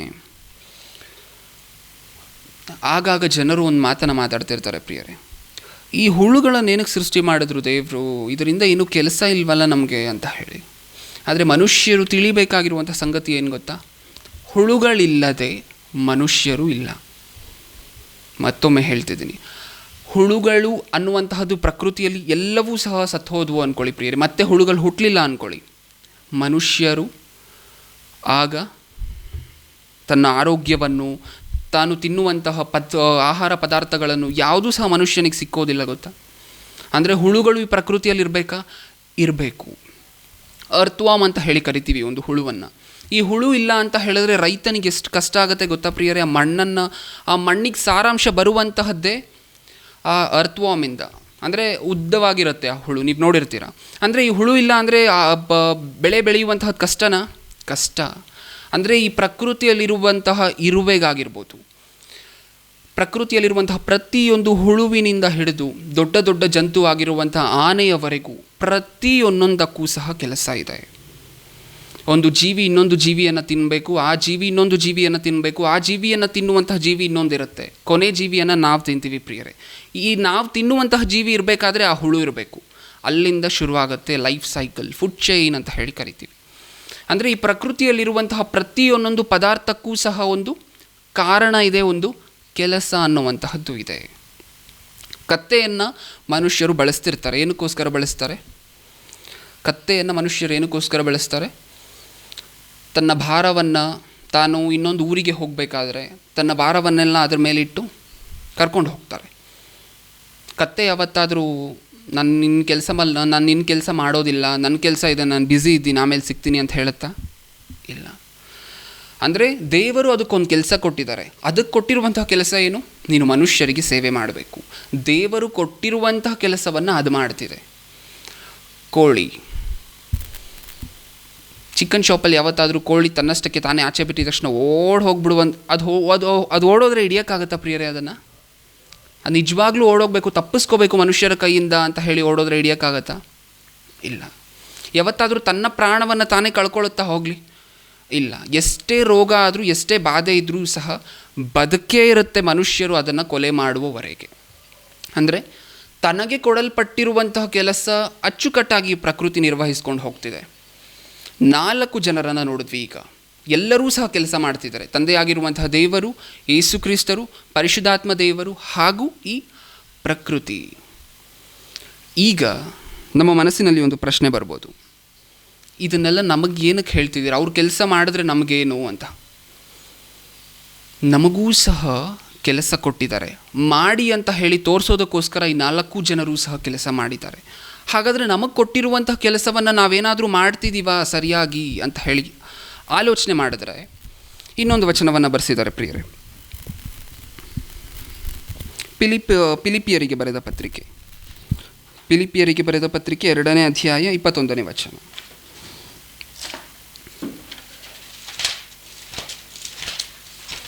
ಫಿಲಿಪಿಯರಿಗೆ ಬರೆದ ಪತ್ರಿಕೆ 2ನೇ ಅಧ್ಯಾಯ 21ನೇ ವಚನ. ಎಲ್ಲರೂ ಸ್ವಕಾರ್ಯಗಳ ಮೇಲೆ ಮನಸ್ಸಿಡುತ್ತಾರೆಯೇ ಹೊರತು ಯೇಸು ಕ್ರಿಸ್ತನ ಕಾರ್ಯಗಳ ಮೇಲೆ ಮನಸ್ಸಿಡುವುದಿಲ್ಲ. ಏನಂತೆ? ನಾವೆಲ್ಲರೂ ಯಾವ ಕೆಲಸದ ಮೇಲೆ ಮನಸ್ಸಿಡ್ತಾ ಇದ್ದೀವಂತೆ? ಸ್ವಕಾರ್ಯಗಳ ಮೇಲೆ. ಸ್ವಕಾರ್ಯ ಅಂದರೆ ನಮ್ಮ ಸ್ವಂತ ಕೆಲಸಗಳ ಮೇಲೆ ಮನಸ್ಸಿಟ್ಟು ಮಾಡ್ತಾ ಇದ್ದೀವಿ. ಯೇಸು ಕ್ರಿಸ್ತನ ಕೆಲಸ ಅಥವಾ ಅಂದರೆ ಕ್ರಿಸ್ತನು ನಮಗೆ ಹೇಳಿರುವಂತಹ ಕೆಲಸ ಏನು ಹೇಳಿದ್ದಾರೆ ಪ್ರಿಯರೇ? ಮಾರ್ಕನು ಬರೆದ ಸುವಾರ್ತೆ 16:15 ಏನು ಹೇಳಿದ್ದಾರೆ ಅದರಲ್ಲಿ? ಸುವಾರ್ತೆಯನ್ನು ಸಾರಿ ಮಾಡ್ತಾ ಇದ್ದೀವ ಈ ಕೆಲಸವನ್ನು. ಅಂದರೆ ನಮಗೆ ಮುಖ್ಯವಾಗಿ ನಮ್ಮ ಮನಸ್ಸೆಲ್ಲ ಯಾವುದರ ಮೇಲಿದೆ? ನಮ್ಮ ಕೆಲಸದ ಮೇಲಿದೆ. ಅಂದರೆ ನಾವು ಈ 4 ಜನರು ತಮ್ಮ ತಮ್ಮ ಕೆಲಸಗಳನ್ನು ಮಾಡ್ತಾ ಹೋಗ್ತಿದ್ದಾರೆ ಇವಾಗಲೂ ಸಹ. ಆದರೆ ಮನುಷ್ಯರಾದಂತಹ ನಮಗೂ ದೇವರು ಕೆಲಸ ಕೊಟ್ಟಿದ್ದಾರೆ. ಆ ಕೆಲಸವನ್ನು ನಾವು ಮಾಡ್ತಾ ಇಲ್ಲ. ಯಾವ ಕೆಲಸದ ಮೇಲೆ ಮನಸ್ಸಿಟ್ಟಿದ್ದೀವಿ? ನಮ್ಮ ಸ್ವಂತ ಕೆಲಸದ ಮೇಲೆ. ಪ್ರಿಯರೇ, ಈ ದೇವರು ನಮಗೆ ಕೊಟ್ಟಿರುವಂತಹ ಕೆಲಸ ಅನ್ನುವಂತಹದ್ದು ನಿನ್ನೆ ಮೊನ್ನೆ ಕೊಟ್ಟಿರುವಂತಹ ಕೆಲಸ ಅಲ್ಲ ಪ್ರಿಯರೇ. ಒಂದು ಕೆಲಸವನ್ನು ದೇವರು ಒಬ್ಬ ಮನುಷ್ಯನಿಗೆ ನೇಮಿಸಿದ್ದಾರೆ ಅಂತ ಹೇಳಿದ್ರೆ, ತಾಯಿ ಗರ್ಭದಲ್ಲಿ ಆ ಮಗು ಬರುವುದಕ್ಕಿಂತ ಮುಂಚೆ ಈ ಜಗತ್ತಿಗೆ ಅಡಿಪಾಯ ಹಾಕುವ ಮೊದಲು ಆ ಕೆಲಸ ಮೊದಲು ಹುಟ್ಟಿತು, ಆಮೇಲೆ ನಾವು ಹುಟ್ಟಿದ್ವಿ. ಮತ್ತೊಮ್ಮೆ ಹೇಳ್ತಿದ್ದೀನಿ ಪ್ರಿಯರೇ, ನಾವು ಹುಟ್ಟುವುದಕ್ಕಿಂತ ಮೊದಲು ಕೆಲಸ ಅನ್ನುವಂತಹದ್ದು ಹುಟ್ಟು. ಒಂದು ಉದಾಹರಣೆಯನ್ನು ಯೋಚನೆ ಮಾಡೋಣ. ನಮ್ಮ ಮನೆಗೆ ಒಂದು ಮಷೀನನ್ನು ತೊಗೊಂಬರ್ತೀವಿ ಅಂದ್ಕೊಳ್ಳಿ. ನಾರ್ಮಲಾಗಿ ಎಕ್ಸಾಂಪಲಾಗಿ ವಾಷಿಂಗ್ ಮಿಷಿನನ್ನು ತೊಗೊಂಬರ್ತೀವಿ ಅಂದ್ಕೊಳ್ಳಿ. ಏನಕ್ಕೋಸ್ಕರ ತೊಗೊಂಬರ್ತೀವಿ? ವಾಷಿಂಗ್ ಮಿಷಿನ್ ತೊಗೊಂಬಂದ ನಂತರ ಏನು ಮಾಡಬೇಕಿದ್ರಲ್ಲಿ ಅಂತ ಯೋಚನೆ ಮಾಡ್ತೀವ? ವಾಷಿಂಗ್ ಮಿಷಿನ್ ತಂದ ನಂತರ ಈ ಮಿಷಿನಲ್ಲಿ ಏನು ಮಾಡಬೇಕು ಅಂತ ಯೋಚನೆ ಮಾಡ್ತೀವ? ಇಲ್ಲ. ಮೊಟ್ಟ ಮೊದಲು ನಮ್ಮ ತಲೆಯಲ್ಲಿ ಬರುವಂಥ ಆಲೋಚನೆ ಏನು? ಬಟ್ಟೆಯನ್ನು ಶುಚಿ ಮಾಡಬೇಕಾಗಿದೆ, ಇದಕ್ಕೋಸ್ಕರ ಒಂದು ಮಿಷಿನ್ ಬೇಕು. ಅಂದರೆ ಕೆಲಸ ಅನ್ನುವಂತಹದ್ದು ಮೊದಲು ಹುಟ್ಟಿತು, ನಂತರ ಆ ಮಷೀನನ್ನು ನಾವು ತೊಗೊಂಬರ್ತೀವಿ. ಅಂದರೆ ಒಂದು ವಸ್ತುವನ್ನು ನಾವು ತರಬೇಕಾದ್ರೆ, ಒಂದು ವ್ಯಕ್ತಿ ಸೃಷ್ಟಿಯಾಗಬೇಕಾದ್ರೆ ಕೆಲಸ ಅನ್ನುವಂತಹದ್ದು ಆ ವ್ಯಕ್ತಿಗಿಂತ ಮೊದಲೇ ಹುಟ್ಟಿರುತ್ತೆ, ಆಮೇಲೆ ಆ ಮನುಷ್ಯನು ಹುಟ್ಟುತ್ತಾನೆ. ಅಂದರೆ ದೇವರು ಒಬ್ಬ ಮನುಷ್ಯನನ್ನು ತನ್ನ ತಾಯಿ ಗರ್ಭದಲ್ಲಿ ನಿರ್ಮಾಣ ಮಾಡಿ ಭೂಮಿಯ ಮೇಲೆ ಕಳಿಸ್ತಿದ್ದಾರೆ ಅಂತ ಹೇಳಿದ್ರೆ, ಆ ಮನುಷ್ಯನು ಮಾಡಬೇಕಾಗಿರುವಂತಹ ಕೆಲಸ ಆ ಮನುಷ್ಯ ಹುಟ್ಟುವುದಕ್ಕಿಂತ ಮುಂಚೆನೇ ನಿರ್ಣಯ ಆಗಿದೆ ಇದಕ್ಕೆ ಸಂಬಂಧಪಟ್ಟಂತೆ. ಹಾಗಾದರೆ ಮನುಷ್ಯ ಹುಟ್ಟುವುದಕ್ಕಿಂತ ಮುಂಚೆನೇ ಕೆಲಸ ಸಿದ್ಧವಾಗಿರುತ್ತಾ ಅಂತ ಹೇಳಿ ಆಲೋಚನೆ ಮಾಡಿದಾಗ ಒಂದು 4 ವಚನಗಳನ್ನು ನೋಡ್ಕೊಂಡು ಮುಂದೆ ಹೋಗೋಣ ಪ್ರಿಯರೇ. ನ್ಯಾಯಾಧಿಪತಿಗಳ ಗ್ರಂಥ 13ನೇ ಅಧ್ಯಾಯ. ನ್ಯಾಯಾಧಿಪತಿಗಳ ಗ್ರಂಥ, ನ್ಯಾಯಸ್ಥಾಪಕರು 13ನೇ ಅಧ್ಯಾಯ 5ನೇ ವಚನ. 13:5 ಸಂಸೋನನ ವಿಚಾರವಾಗಿ ಏನು ಹೇಳ್ತಿದ್ದಾರೆ ಅಂತ ನೋಡಿ ಪ್ರಿಯರೇ. ನೀನು ಗರ್ಭವತಿಯಾಗಿ ಹೆರುವ ಮಗನ ತಲೆಯ ಮೇಲೆ ಕ್ಷೌರದ ಕತ್ತಿಯನ್ನು ಉಪಯೋಗಿಸಲೇಬಾರದು. ಅವನು ಹುಟ್ಟಿದಂದಿನಿಂದ ದೇವರಿಗೆ ಪ್ರತಿಷ್ಠನಾಗಿರುವನು. ಇಸ್ರಾಯೇಲ್ಯರನ್ನು ಫಿಲಿಸ್ಟಿಯರ ಕೈಯಿಂದ ಬಿಡಿಸುವುದಕ್ಕೆ ಪ್ರಾರಂಭಿಸುವನು ಅಂದನು. ಅಂದರೆ ಸಂಸೋನನ ಕುರಿತು ಸಂಸೋನನ ಹುಟ್ಟುವ ಮೊದಲು ದೇವರೇನೋ ಹೇಳ್ತಿದ್ದಾರೆ. ಏನು ಹೇಳ್ತಿದ್ದಾರೆ? ಹುಟ್ಟಿದಂದಿನಿಂದ ದೇವರಿಗೆ ಪ್ರತಿಷ್ಠಿತನಾಗಿರುವನು, ಇಸ್ರಾಯೇಲ್ಯರನ್ನು ಫಿಲಿಸ್ಟಿಯರ ಕೈಯಿಂದ ಬಿಡಿಸುವುದಕ್ಕೆ ಪ್ರಾರಂಭಿಸುವನು ಅಂದನು. ಅಂದರೆ ಇಸ್ರಾಯೇಲ್ಯರನ್ನು ಫಿಲಿಸ್ಟಿಯರ ಕೈಯಿಂದ ಬಿಡಿಸುವುದಕ್ಕೆ ಒಬ್ಬ ಮನುಷ್ಯನನ್ನು ಸೃಷ್ಟಿ ಮಾಡಿದ್ದಾರೆ. ಯಾರು? ಸಂಸೋನನನ್ನು. ಹಾಗಾದರೆ ಸಂಸೋನನು ಹುಟ್ಟುವುದಕ್ಕಿಂತ ಮುಂಚೆ ಈ ಕೆಲಸ ಅನ್ನುವಂತಹದ್ದು ಫಿಕ್ಸ್ ಆಗಿತ್ತು, ಹೌದಾ? ಈ ಕೆಲಸ ಸೃಷ್ಟಿ ಆದ ಮೇಲೆ ಸಂಸೋನನ ಜನನ ಅನ್ನುವಂಥದ್ದು ನಡೆಯುತ್ತೆ. ಇದೇ ಸಾಕ್ಷಿ. ಪ್ರತಿಯೊಬ್ಬ ಮನುಷ್ಯನು ಹುಟ್ಟುವುದಕ್ಕಿಂತ ಮುಂಚೆ ತಾನು ಮಾಡಬೇಕಾಗಿರುವಂತಹ ಕೆಲಸ ಸಿದ್ಧವಾಗಿರುತ್ತೆ. ಇನ್ನೊಂದು ವಚನ, ಲೂಕನು ಬರೆದ ಸುವಾರ್ತೆ 1ನೇ ಅಧ್ಯಾಯ 14ನೇ ವಚನ. ಲೂಕನು ಬರೆದ ಸುವಾರ್ತೆ 1ನೇ ಅಧ್ಯಾಯ 14ನೇ ವಚನ. ಇದನ್ನು ಓದುವ ಮೊದಲು ನಾವೀಗ ನೋಡಿದ್ವಿ, ಸಂಸೋನನ ವಿಚಾರದಲ್ಲಿ ಸಂಸೋನನ ಜನನಕ್ಕಿಂತ ಮುಂಚೆ ಕೆಲಸ ಫಿಕ್ಸ್ ಆಗಿತ್ತು. ಸಂಸೋನನು ಈ ಭೂಮಿ ಮೇಲೆ ಬಂದು ದೇವರ ಕೆಲಸ ಯಾವ ಥರ ಮಾಡಬೇಕು ಅದು ಫಿಕ್ಸ್ ಆಗಿತ್ತು. ಈಗ ಯೋಹಾನನ ಸಂದರ್ಭ ನೋಡ್ತಾ ಇದ್ವಿ ಪ್ರಿಯರೇ. ಅಂದರೆ ಯೋಹಾನನು ಹುಟ್ಟುವುದಕ್ಕಿಂತ ಮುಂಚೆ ಯೋಹಾನನು ಮಾಡಬೇಕಾಗಿರುವಂಥ ಕೆಲಸನೂ ಸಹ ಡಿಸೈಡ್ ಆಗಿತ್ತು. ಓದಿ ಪ್ರಿಯರೇ. ಈಗ ನೀನು ಅವನಿಗೆ ಯೋಹಾನನೆಂದು ಹೆಸರಿಡಬೇಕು, ನಿನಗೆ ಸಂತೋಷವೂ ಉಲ್ಲಾಸವೂ ಉಂಟಾಗುವುದು, ಮತ್ತು ಅವನು ಹುಟ್ಟಿದ್ದಕ್ಕೆ ಬಹು ಜನರು ಸಂತೋಷ ಪಡುವರು. ಅವನು ಕರ್ತನ ದೃಷ್ಟಿಯಲ್ಲಿ ಮಹಾಪುರುಷನಾಗಿರುವನು. ದ್ರಾಕ್ಷಾರಸವನ್ನಾಗಲಿ ಯಾವ ಮದ್ಯವನ್ನಾಗಲಿ ಕುಡಿಯದವನಾಗಿರುವನು, ಅವನು ಹುಟ್ಟಿದಂದಿನಿಂದಲೂ ಪವಿತ್ರಾತ್ಮ ಭರಿತನಾಗಿರುವನು. ಇಸ್ರಾಯೇಲ್ಯರಲ್ಲಿ ಅನೇಕರನ್ನು ಅವರ ದೇವರಾಗಿರುವ ಕರ್ತನ ಕಡೆಗೆ ತಿರುಗಿಸುವನು. ಇಲ್ಲಿ ಯೋಹಾನನ ಜನನ ಆಗಿತ್ತಾ, ಆಗಿರಲಿಲ್ವಾ? ಆಗಿರಲಿಲ್ಲ. ಏನು ಮಾತಾಡ್ತಿದ್ದಾರೆ ದೇವರು? 15ನೇ ವಚನ ಕೊನೆ ಸಾಲಿನಲ್ಲಿ, ಅವನು ಹುಟ್ಟಿದಂದಿನಿಂದಲೂ ಪವಿತ್ರಾತ್ಮ ಭರಿತನಾಗಿರುವನು, ಇಸ್ರಾಯೇಲ್ಯರಲ್ಲಿ ಅನೇಕರನ್ನು ಅವರ ದೇವರಾಗಿರುವ ಕರ್ತನ ಕಡೆಗೆ ತಿರುಗಿಸುವನು. ಇಸ್ರಾಯೇಲ್ಯರಲ್ಲಿ ಅನೇಕರನ್ನು ತಮ್ಮ ದೇವರಾಗಿರುವ, ಅಂದರೆ ಇಸ್ರಾಯೇಲ್ಯರಿಗೆ ದೇವರು ಯಾರಾಗಿದ್ದರು? ತಂದೆಯಾಗಿರುವಂತಹ ದೇವರು, ಯೆಹೋವ ದೇವರು. ಹಾಗಾದರೆ ದೇವರ ಕಡೆಗೆ ಇಸ್ರಾಯೇಲ್ಯರನ್ನು ತಿರುಗಿಸುವನು. ಈ ಕೆಲಸ ಮೊದಲೇ ಫಿಕ್ಸ್ ಆಗಿತ್ತಾ? ಯೋಹಾನನು ಹುಟ್ಟುವ ಮೊದಲು ಫಿಕ್ಸ್ ಆಗಿತ್ತಾ ಅವ್ರು ಮಾಡಬೇಕಾಗಿರುವಂತಹ ಕೆಲಸ? ಆಗಿತ್ತು. ಸಂಸೋನನು ಹುಟ್ಟುವ ಮೊದಲು ತನ್ನ ಕೆಲಸ ನಿರ್ಣಯಗೊಂಡಿತ್ತು. ಯೋಹಾನನು ಹುಟ್ಟುವ ಮೊದಲು ತನ್ನ ಕೆಲಸ ಡಿಸೈಡ್ ಆಗಿತ್ತು. ಇನ್ನೊಂದು ವಚನ ಯೇಸುಕ್ರಿಸ್ತರನ್ನು ಕುರಿತು. ಯೇಸುಕ್ರಿಸ್ತರು ಹುಟ್ಟುವ ಮೊದಲೇನಾದರೂ ಯೇಸುಕ್ರಿಸ್ತರ ಕೆಲಸ ಡಿಸೈಡ್ ಆಗಿತ್ತಾ ಅಂತ ಹೇಳಿ ನಾವು ನೋಡಿದಾಗ, ಲೂಕನು ಬರೆದ ಸುವಾರ್ತೆ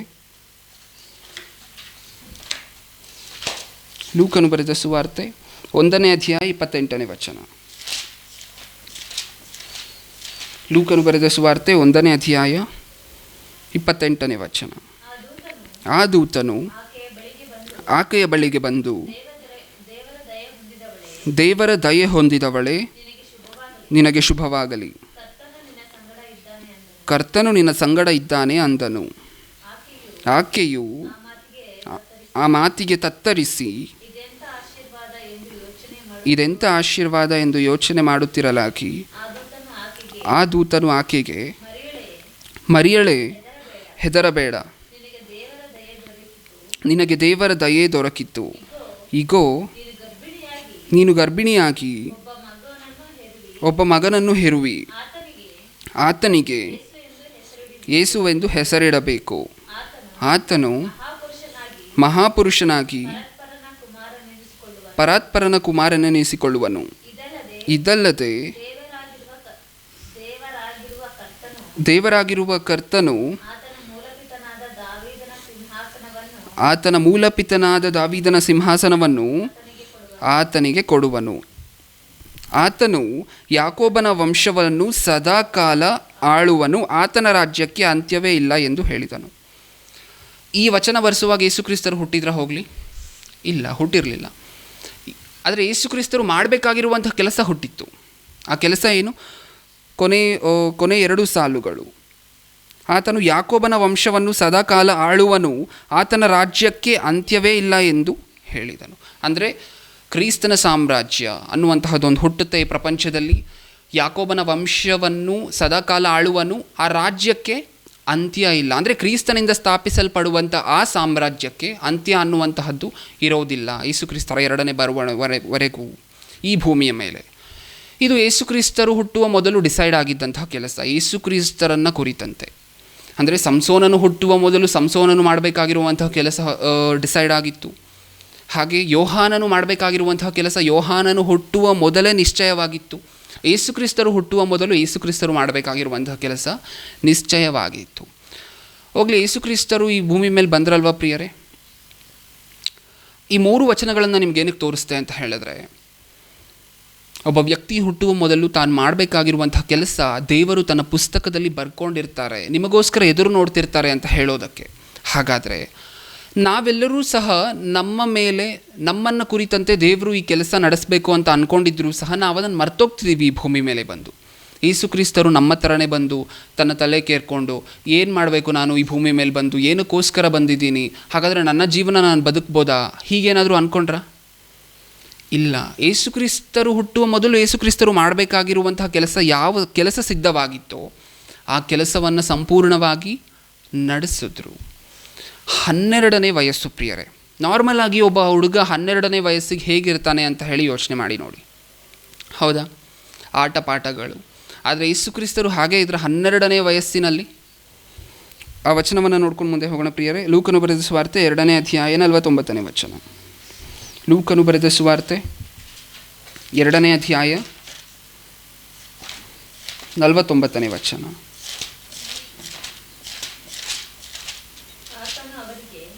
ಹಾಂ, ಆತನು ಅವರಿಗೆ, ನೀವು ನನ್ನನ್ನು ಹುಡುಕಿದ್ದೇನು, ನಾನು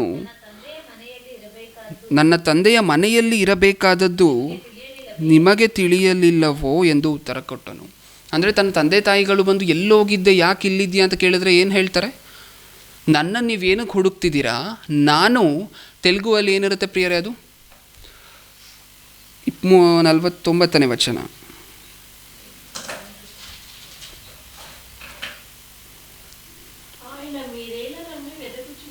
ಹಾಂ ಹಾಂ ಹಾಂ ಸಾಕು. ಅಂದರೆ ತೆಲುಗಿನಲ್ಲಿ ಏನು ಬರೆಸಿದ್ದಾರೆ? ತಂದೆಯ ಕೆಲಸದಲ್ಲಿ ಅಂತ ಬರೆಸಿದ್ದಾರೆ. ಕನ್ನಡದಲ್ಲಿ ತಂದೆಯ ಮನೆಯಲ್ಲಿರಬೇಕಾದದ್ದು ನಿಮಗೆ ಗೊತ್ತಿಲ್ವಾ ಅಂತ ಹೇಳಿ ಬರೆಸಿದ್ದಾರೆ. ಅಂದರೆ ತಂದೆ ಕೆಲಸದಲ್ಲಿ ಯೇಸುಕ್ರಿಸ್ತರು ಇರಬೇಕಂತ ಯೇಸುಕ್ರಿಸ್ತರಿಗೆ ಯಾವ ವಯಸ್ಸಿನಲ್ಲಿ ಗೊತ್ತಾಯಿತು? 12ನೇ ವಯಸ್ಸಿನಲ್ಲಿ. ನಾವಿನ್ನು 12ನೇ ವಯಸ್ಸಾದರೆ ಏನು ಮಾಡ್ತಾ ಇರ್ತೀವಿ ಪ್ರಿಯರೇ? ತನ್ನ ತಂದೆ ತಾಯಿ ಗೊತ್ತಿರಲಿಲ್ಲ, ಯೇಸುಕ್ರಿಸ್ತರ ತಂದೆ ತಾಯಿ ಗೊತ್ತಿರಲಿಲ್ಲ.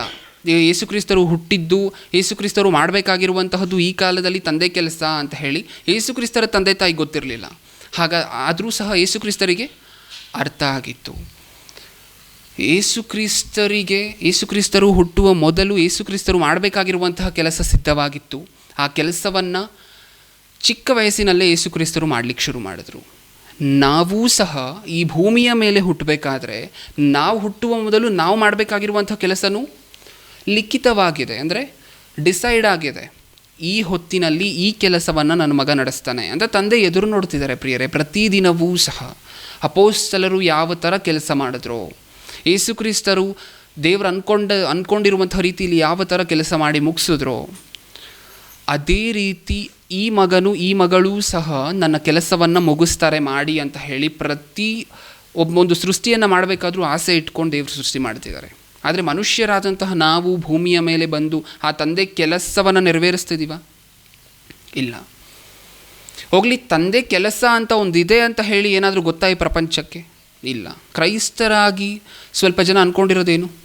ಭಾನುವಾರ ಹೋಗಬೇಕು, ಮತ್ತೆ ಬರಬೇಕು, ವೀಕೆಂಡ್ ಅಲ್ವಾ, ಎಲ್ಲಾದರೂ ಆಚೆ ಹೋಗಬೇಕು, ಎಂಜಾಯ್ ಮಾಡಬೇಕು, ಇಷ್ಟೇ ಪ್ರಪಂಚಕ್ಕೆ ಗೊತ್ತಿರುವಂತಹದ್ದು. ತಂದೆ ಕೆಲಸ ಅನ್ನುವಂಥದ್ದು ಏನಾದರೂ ಇದೆ ಪ್ರಪಂಚದಲ್ಲಿ, ನಾವು ತಂದೆಗೋಸ್ಕರ ಏನಾದರೂ ಕಷ್ಟಪಡಬೇಕು. ತಂದೆ ಕಷ್ಟಪಟ್ಟು ತೋರಿಸಿದ್ದಾರೆ, ಯೇಸುಕ್ರಿಸ್ತರು ಕಷ್ಟಪಟ್ಟು ತೋರಿಸಿದ್ದಾರೆ, ಪರಿಶುದ್ಧಾತ್ಮ ದೇವರು ಕಷ್ಟಪಡ್ತಾನೇ ಇದ್ದಾರೆ. ಹಾಗಾದರೆ ನಾವೂ ಸಹ ಕಷ್ಟಪಟ್ಟು ತಂದೆಯ ಕೆಲಸವನ್ನು ಮಾಡಬೇಕು ಅಂತ ಏನಾದರೂ ಈ ಪ್ರಪಂಚಕ್ಕೆ ಅರ್ಥ ಆಗಿದೆಯಾ ಪ್ರಿಯರೇ? ಕಷ್ಟ ಅಂತ ಹೇಳಿದ್ರೆ ಏನೋ ಅನ್ಕೋಬೇಡಿ, ಕಷ್ಟ ಆಗಿರುತ್ತೆ ಹಾಗಾದರೆ ನಾವು ಮಾಡೋಕ್ಕಾಗೋದಿಲ್ಲ ತಂದೆ ಕೆಲಸ ಅಂತ ಹೇಳಿ ಅನ್ಕೋಬೇಡಿ. ಏಕೆಂದರೆ ನಮಗೆ ಕೊಟ್ಟಿರುವಂಥ ಕೆಲಸ ಏನು ಅಂತ ಹೇಳಿ ಮುಂದೆ ನೋಡೋಣ. ಹೋಗಲಿ, ತಂದೆ ಕೆಲಸ ಇದೆ ಅಂತ ಹೇಳಿ ಈ ಪ್ರಪಂಚ ಗುರುತಿಸಿಲ್ಲ. ಈಗ ಅಪೊಸ್ತಲನಾಗಿರುವಂತಹ ಪೌಲನು ತಾನು ಹುಟ್ಟುವ ಮೊದಲು ಕೆಲಸ ಸಿದ್ಧವಾಗಿತ್ತ ಅಂತ ಹೇಳಿ ನೋಡಿದಾಗ ಗಲಾತ್ಯದವರಿಗೆ ಬರೆದ ಪತ್ರಿಕೆ 1ನೇ ಅಧ್ಯಾಯ 15ನೇ ವಚನ. ಗಲಾತ್ಯದವರಿಗೆ ಬರೆದ ಪತ್ರಿಕೆ 1ನೇ ಅಧ್ಯಾಯ 15ನೇ ವಚನ.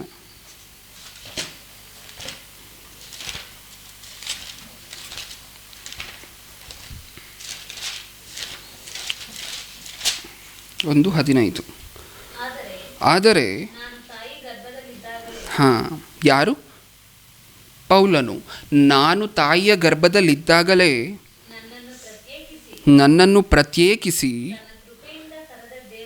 ತನ್ನ ಕೃಪೆಯಿಂದ ಕರೆದ ದೇವರು ತನ್ನ ಮಗನನ್ನು ನಾನು ಅನ್ಯ ಜನರಲ್ಲಿ ಪ್ರಸಿದ್ಧಿಪಡಿಸುವವನಾಗಬೇಕೆಂದು ಆತನನ್ನು ನನ್ನೊಳಗೆ ಪ್ರಕಟಿಸುವುದಕ್ಕೆ ಇಚ್ಛಯಿಸಿದಾಗಲೇ ಸಾಕು. ಅಂದರೆ ಇಲ್ಲಿ ಏನು ಹೇಳಿದ್ದಾರೆ? ನಾನು ತಾಯಿಯ ಗರ್ಭದಲ್ಲಿದ್ದಾಗಲೇ ನನ್ನನ್ನು ಪ್ರತ್ಯೇಕಿಸಿ ತನ್ನ ಕೃಪೆಯಿಂದ ಕರೆದು ದೇವರು ತನ್ನ ಮಗನನ್ನು ನಾನು ಅನ್ಯ ಜನರಲ್ಲಿ ಪ್ರಸಿದ್ಧಪಡಿಸುವವನಾಗಬೇಕೆಂದು ಆತನನ್ನು ನನ್ನೊಳಗೆ ಪ್ರಕಟಿಸುವುದಕ್ಕೆ ಇಚ್ಛಯಿಸಿದಾಗಲೇ. ಅಂದರೆ ದೇವರ ಕೆಲಸ ಪೌಲನ ಮುಖಾಂತರ ನೆರವೇರಬೇಕು ಅಂತ ಹೇಳಿ ದೇವರು ಯಾವಾಗ ಅಂದ್ಕೊಂಡ್ರು? ತಾಯಿಯ ಗರ್ಭದಲ್ಲಿರುವಾಗಲೇ. ಅಂದರೆ ಮನುಷ್ಯ ಹುಟ್ಟೋದಕ್ಕಿಂತ ಮುಂಚೆನೇ ಅಂದ್ಕೊಂಡ್ರ ದೇವರು? ಅಂದ್ಕೊಂಡ್ರು. ಅವರೆಲ್ಲರೂ ಸಹ ನೆರವೇರಿಸಿದ್ರು ಪ್ರಿಯರೇ. ಈಗ ನಾವು ನೋಡಿದಂತಹ ಅಷ್ಟೂ ವಚನಗಳಲ್ಲಿದ್ದಂತಹ ಭಕ್ತರು ದೇವರು ತಮ್ಮ ಕುರಿತು ಏನು ಅಂದ್ಕೊಂಡಿದ್ರು ಮೊದಲು ಅದನ್ನು ಈ ಭೂಮಿಯ ಮೇಲೆ ಬಂದು ನೆರವೇರಿಸಿದ್ರು. ನಾವು ನೆರವೇರಿಸ್ತಿದ್ದೀವಾ ಅಂತ ನಾವು ಒಂದು ಪ್ರಶ್ನೆ ಹಾಕ್ಕೊಂಡ್ರೆ ದೇವರು ಮುಖಕ್ಕೆ ಹಾಗೆ ನೀವು ನೆರವೇರಿಸ್ತಿಲ್ಲ ಅಂತ ಹೇಳಿ ಸ್ಪಷ್ಟವಾಗಿ ಡೈರೆಕ್ಟಾಗಿ ಬರೆದಿದ್ದಾರೆ. ಆ ಮಾತನ್ನು ನೋಡೋಣ.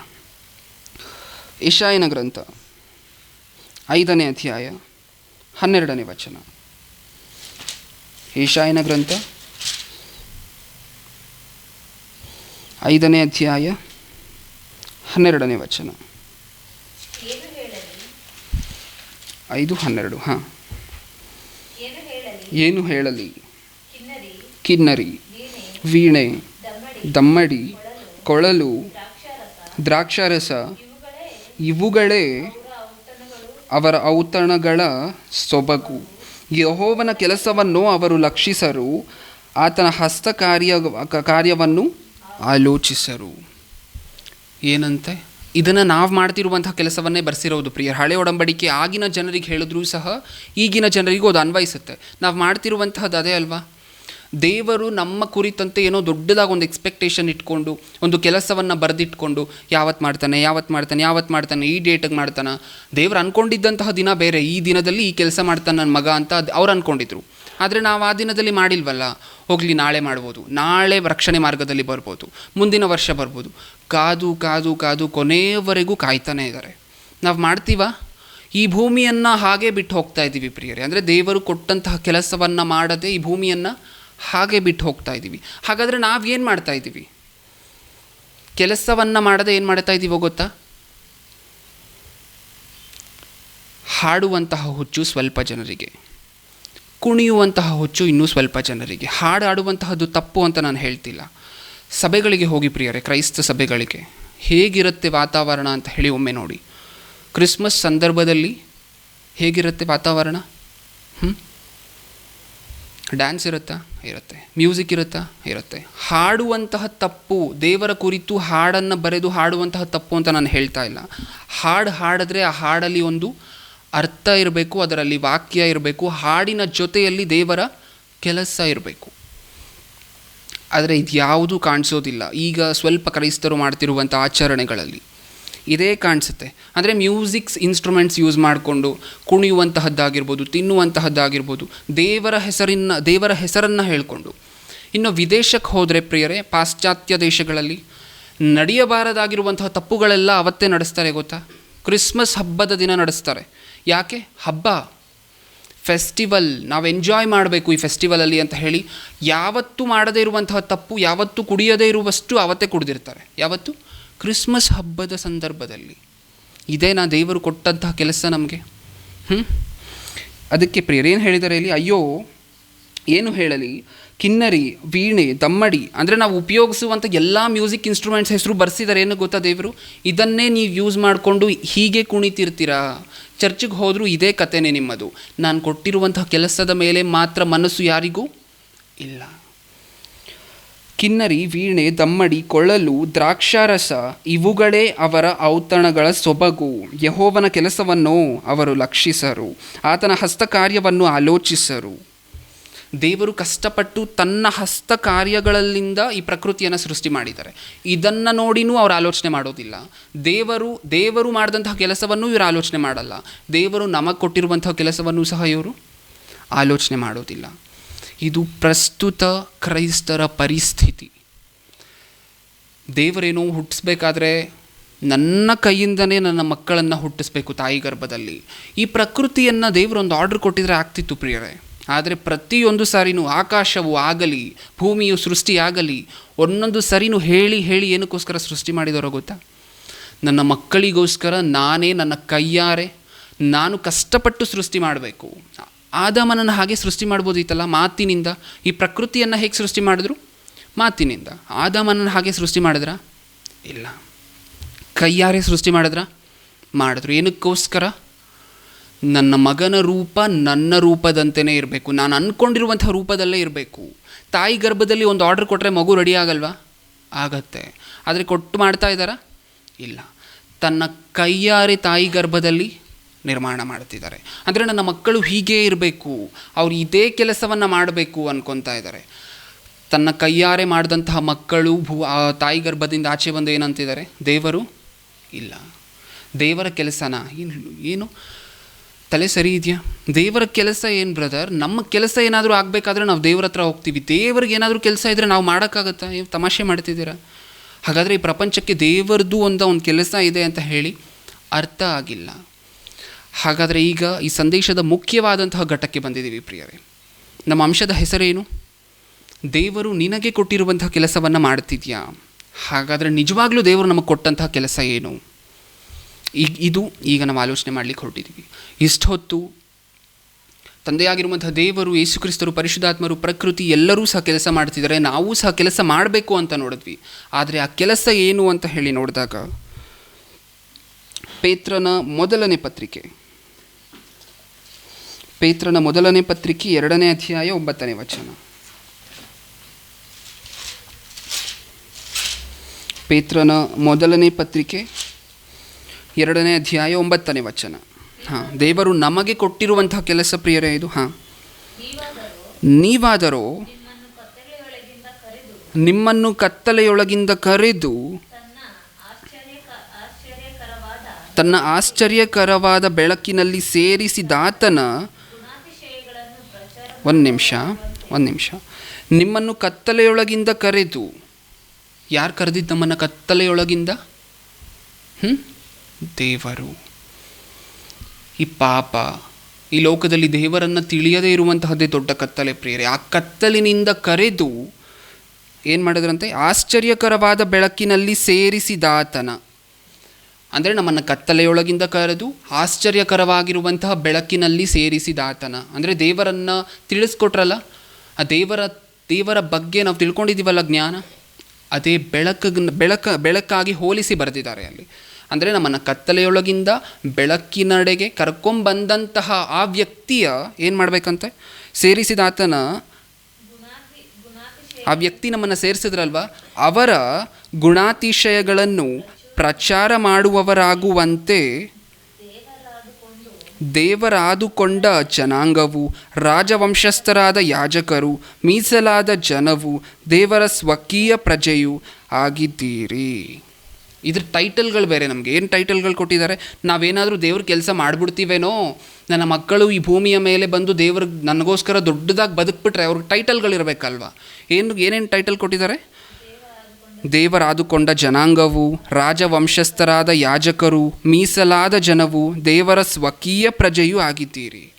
ಅವರೇನೋ ನೂರಾರು ಸಾವಿರಾರು ಕನಸುಗಳನ್ನು ಕಟ್ಕೊಂಡು ತಂದೆ 101 ಟೈಟಲ್ಗಳನ್ನು ಕೊಟ್ಟಿದ್ದಾರೆ ನಮಗೆ. ಹೌದಾ?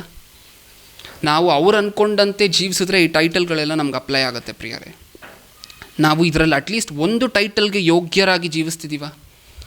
ದೇವರ ಆದುಕೊಂಡ ಜನಾಂಗವಂತೆ ಇದ್ದೀವ ನಾವು? ನಮ್ಮ ಬದುಕುಗಳು ಹಾಗಿದೆಯಾ? ಇಲ್ಲ. ಅಂದರೆ ದೇವರ ಆದುಕೊಂಡಂತಹ ಜನಾಂಗದಂತೆ ನಾವಿಲ್ಲ. ದೇವರ ಸ್ವಕೀಯ ಪ್ರಜೆಗಳಾಗಿದ್ದೀವ ಹೋಗಲಿ? ಅದು ಇಲ್ಲ. ಅಂದರೆ ಇಲ್ಲಿ ಬರೆದಿರುವಂತಹ ಯಾವ ಕೆಲಸವನ್ನು ಮಾಡ್ತಾ ಇಲ್ಲ ನಾವು. ಆದರೆ ಮನುಷ್ಯರಿಗೆ ದೇವರು ಕೊಟ್ಟಂತಹ ಕೆಲಸ ಏನು ಅಂತ ಹೇಳಿ ಇದರಿಂದ ನಮ್ಗೆ ಅರ್ಥ ಆಗ್ತಿದೆ. ನೀವು ಕತ್ತಲೆಯೊಳಗಿಂದ ಕರೆದು ತನ್ನ ಆಶ್ಚರ್ಯಕರವಾದ ಬೆಳಕಿನಲ್ಲಿ ಸೇರಿಸಿದ ಆತನ ಗುಣಾತಿಶಯವನ್ನು ಪ್ರಚಾರ ಮಾಡುವವರಾಗುವಂತೆ ದೇವರಾದುಕೊಂಡ ಜನಾಂಗವು. ಅಂದರೆ ನಮಗೆ ಕೊಟ್ಟಿರುವಂತಹ ಕೆಲಸ ಏನು? ನಮ್ಮನ್ನು ಕತ್ತಲೆಯಿಂದ ಬೆಳಕಿನ ಕಡೆಗೆ ಕರ್ಕೊಂಬಂದ್ರಲ್ಲ, ಆ ದೇವರ ಗುಣಾತಿಶಯಗಳನ್ನು ಪ್ರಚಾರ ಮಾಡುವಂಥ ಕೆಲಸ. ಇದು ದೇವರು ನಮಗೆ ಕೊಟ್ಟಿರುವಂಥ ಕೆಲಸ. ಏನು? ದೇವರ ಗುಣಾತಿಶಯಗಳನ್ನು ಪ್ರಚಾರ ಮಾಡುವಂತಹ ಕೆಲಸ.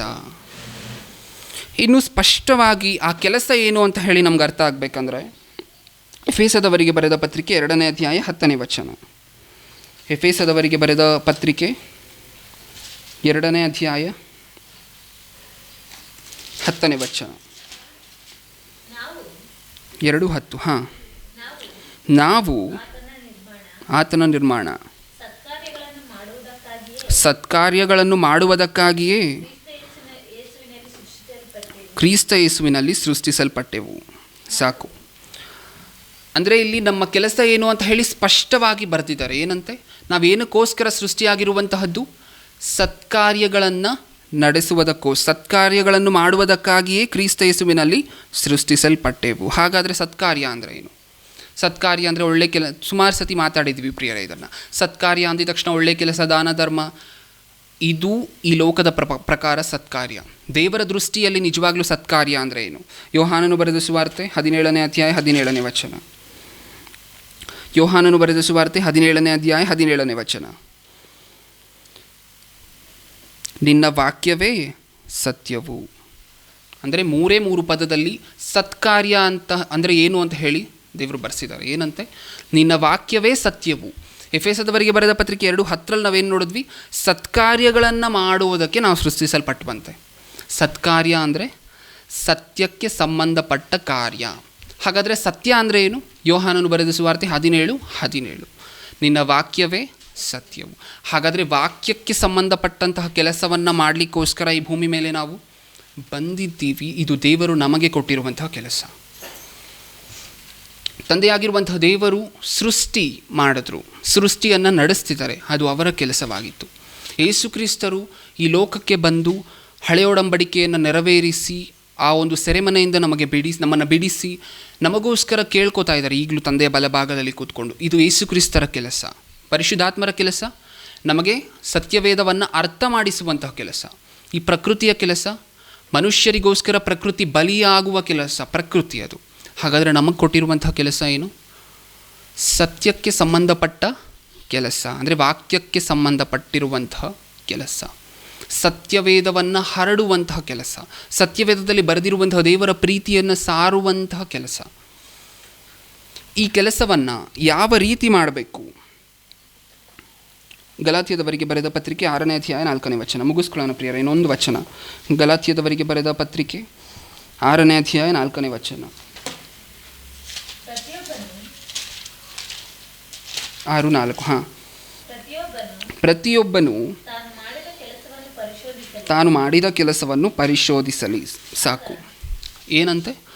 ಪ್ರತಿಯೊಬ್ಬನು ತಾನು ಮಾಡಿದಂತಹ ಕೆಲಸವನ್ನು ಪರಿಶೋಧಿಸಬೇಕು. ಪರಿಶೋಧನೆ ಅಂದರೆ ಎಕ್ಸಾಮೈನ್ ಮಾಡ್ಕೊಬೇಕಂತೆ ತಾನು ಮಾಡಿರುವಂಥ ಕೆಲಸವನ್ನು. ಸದ್ಯ ನಾವು ಕೆಲಸವನ್ನೇ ಮಾಡ್ತಾ ಇಲ್ಲ, ಹೌದಾ? ಈ ಪ್ರಪಂಚಕ್ಕೆ ದೇವ್ರ ಕೆಲಸ ಇದೆ ಅಂತಲೇ ಗೊತ್ತಿಲ್ಲ. ಒಂದು ವೇಳೆ ದೇವರ ಕೆಲಸವನ್ನು ಮಾಡಲಿಕ್ಕೆ ಶುರು ಮಾಡಿದ್ರೂ ಸಹ ಏನು ಮಾಡಬೇಕಂತೆ? ಆ ಕೆಲಸವನ್ನು ಪರಿಶೋಧಿಸ್ಕೋಬೇಕು. ಏನಕ್ಕೋಸ್ಕರ? ಪಾಪ ಪ್ರಿಯರೇ, ಈ ಪ್ರಪಂಚದಲ್ಲಿ ಜನರು ದೇವರ ಕೆಲಸ ಅಂತ ಅಂದ್ಕೊಂಡು ಇನ್ಯಾವುದೋ ಕೆಲಸವನ್ನು ಮಾಡ್ತಿರೋದು ನಾವು ನೋಡ್ಬೋದು. ಅವರು ಸಭೆಯಲ್ಲಿ ಹೇಳ್ಕೊಟ್ಟ ಹಾಗೋ ಅಥವಾ ಇನ್ನೊಬ್ಬರು ಹೇಳ್ಕೊಟ್ಟ ಹಾಗೋ, ಇದೇ ಬ್ರದರ್ ದೇವ್ರ ಕೆಲಸ ಅಂದರೆ ಅದನ್ನೇ ಮಾಡ್ತಾ ಹೋಗ್ತಿದ್ದಾರೆ. ಆದರೆ ಅಂದ್ಕೊಂಡಿರೋದು ಮಾತ್ರ ಇದೇ ದೇವರ ಕೆಲಸ ಅಂತ ಅಂದ್ಕೊಂಡು ಮಾಡ್ತಾ ಹೋಗ್ತಿದ್ದಾರೆ. ಇವರಿಗೋಸ್ಕರ ಬರೆಸಿರುವಂಥ ಮಾತಿದು. ಏನಂತ ಹೇಳಿದ್ದಾರೆ? ತಾನು ಮಾಡ್ತಿರುವಂಥ ಕೆಲಸವನ್ನು ಪರಿಶೋಧನೆ ಮಾಡ್ಕೊಂಡು ನೋಡಬೇಕು. ಇದು ನಿಜವಾಗಲೂ ದೇವರ ಕೆಲಸವೇನಾ? ಸ್ವಲ್ಪ ಜನ ದಾನ ಕಾರ್ಯಕ್ರಮಗಳು, ಅನ್ನದಾನ, ವಸ್ತ್ರದಾನ ಇದೇ ದೇವರ ಕೆಲಸ ಅಂದ್ಕೊಂಡು ಮಾಡ್ಕೊಂಡು ಹೋಗ್ತಿದ್ದಾರೆ. ಆದರೆ ದೇವರ ದೃಷ್ಟಿಯಲ್ಲಿ ವಾಕ್ಯಕ್ಕೆ ಸಂಬಂಧಪಟ್ಟಂಥ ಕೆಲಸಗಳೇ ದೇವರ ಕೆಲಸ. ಅನ್ನದಾನ ಮಾಡೋದ್ರ ಜೊತೆಯಲ್ಲಿ ವಾಕ್ಯ ಇರಬೇಕು, ಅದು ದೇವರ ಕೆಲಸ ದೇವರ ದೃಷ್ಟಿಯಲ್ಲಿ.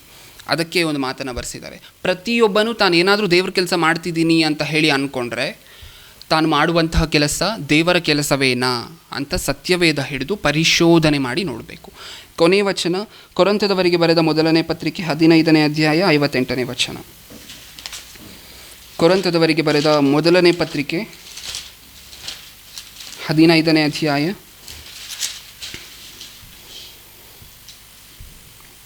58ನೇ ವಚನ.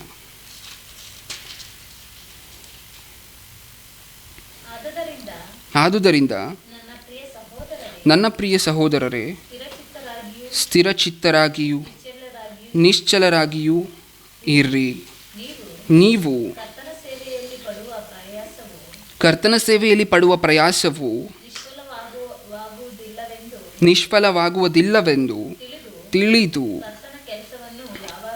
ಕರ್ತನ ಕೆಲಸವನ್ನು ಯಾವಾಗಲೂ ಅತ್ಯಾಸಕ್ತಿಯಿಂದ ಮಾಡುವವರಾಗಿರಿ. ಹೇಗೆ ಮಾಡಬೇಕಂತೆ ಕರ್ತನ ಕೆಲಸವನ್ನು? ಅತ್ಯಾಸಕ್ತಿಯಿಂದ. 2 ಪದಗಳನ್ನು ಬರೆಸಿದ್ದಾರೆ ಪ್ರಿಯರೇ ವಚನದಲ್ಲಿ. ಆದುದರಿಂದ ನನ್ನ ಪ್ರಿಯ ಸಹೋದರರೇ, ಸ್ಥಿರಚಿತ್ತರಾಗಿಯೂ ನಿಶ್ಚಲರಾಗಿಯೂ ಇರ್ರಿ. ನೀವು ಕರ್ತನ ಸೇವೆಯಲ್ಲಿ ಪಡುವ ಪ್ರಯಾಸವು ನಿಷ್ಫಲವಾಗುವುದಿಲ್ಲವೆಂದು ತಿಳಿದು ಕರ್ತನ ಕೆಲಸವನ್ನು ಯಾವಾಗಲೂ ಅತ್ಯಾಸಕ್ತಿಯಿಂದ ಮಾಡುವವರಾಗಿರ್ರಿ. ಒಬ್ಬೊಬ್ಬರು ಇರ್ತಾರೆ ಪ್ರಿಯರೇ, ಇಷ್ಟೊಂದು ಕಷ್ಟನ ಹೋಗ್ಲಿ ತಂದೆ ಕೆಲಸ ಅಂದರೆ, ಹಾಗಾದರೆ ಇದನ್ನೆಲ್ಲ ಮಾಡಿದ್ರೆ ಪರಲೋಕ ಸಿಗತ್ತೋ ಇಲ್ವೋ, ಪರಲೋಕ ನಿಜವಾಗ್ಲೂ ಇದೆಯೋ ಇಲ್ವೋ, ಈ ಕೆಲಸಕ್ಕೆ ದೇವ್ರು ಪ್ರತಿಫಲ ಕೊಡ್ತಾರೋ ಇಲ್ವೋ, ಈ ರೀತಿ ಅಲ್ಪ ವಿಶ್ವಾಸವನ್ನು ಹೊಂದಿರುವಂತಹ ಜನರು ಸ್ವಲ್ಪ ಜನ ಇರ್ತಾರೆ. ಅವರಿಗೋಸ್ಕರ ಬರೆಸಿರುವಂತಹ ಮಾತಿದು. ಏನಂತೆ? ನೀವು ಕರ್ತನ ಸೇವೆಯಲ್ಲಿ ಪಡುವ ಪ್ರಯಾಸವು ನಿಷ್ಫಲವಾಗುವುದಿಲ್ಲವೆಂದು ತಿಳಿತು. ಅಂದರೆ ಒಂದು ಗ್ಲಾಸ್ ನೀರನ್ನು ಕೊಟ್ಟರೂ ಸಹ ಕರ್ತನ ಸೇವೆಗಾಗಿ ಅದು ತಂದೆಯ ಲೆಕ್ಕದಲ್ಲಿರುತ್ತೆ. ಸೊ ದೇವರಿಗಾಗಿ ಏನೇ ಮಾಡಿದ್ರು, ಯಾವ ಕೆಲಸವನ್ನು ಕೈಗೊಂಡರೂ ಸಹ ದೇವರು ಅದನ್ನು ಮರೆಯೋದಿಲ್ಲ. ಫಲ ಅನ್ನುವಂತಹದ್ದು ಎಲ್ಲಿ ಸಿಗುತ್ತೆ? ಈ ಲೋಕದಲ್ಲೆಲ್ಲ ಪ್ರಿಯರೇ. ಆಮೇಲೆ ಈ ಪ್ರಪಂಚದ ಜನರು ದೇವರನ್ನು ಯಾವುದಕ್ಕೋಸ್ಕರ ನಂಬಿದ್ದಾರೆ? ದೇವರಿಗೆ ಇಲ್ಲಿಗೆ ಹೋದರೆ, ಈ ಒಂದು ಪ್ರದೇಶಕ್ಕೆ ಹೋದರೆ ನಮಗೆ ದೇವರು ಒಳ್ಳೇದು ಮಾಡ್ತಾರೆ. ಎಲ್ಲಿ ಒಳ್ಳೇದು ಮಾಡ್ತಾರೆ? ಈ ಲೋಕದಲ್ಲಿ ಒಳ್ಳೇದು ಮಾಡ್ತಾರೆ. ದೇವರ ಕೆಲಸ ಅನ್ನುವಂತಹದ್ದು ಇವತ್ತು ಮಾಡಿ ನಾಳೆ ಪ್ರತಿಫಲ ಬೇಕು ಅನ್ನುವಂಥದ್ದಲ್ಲ.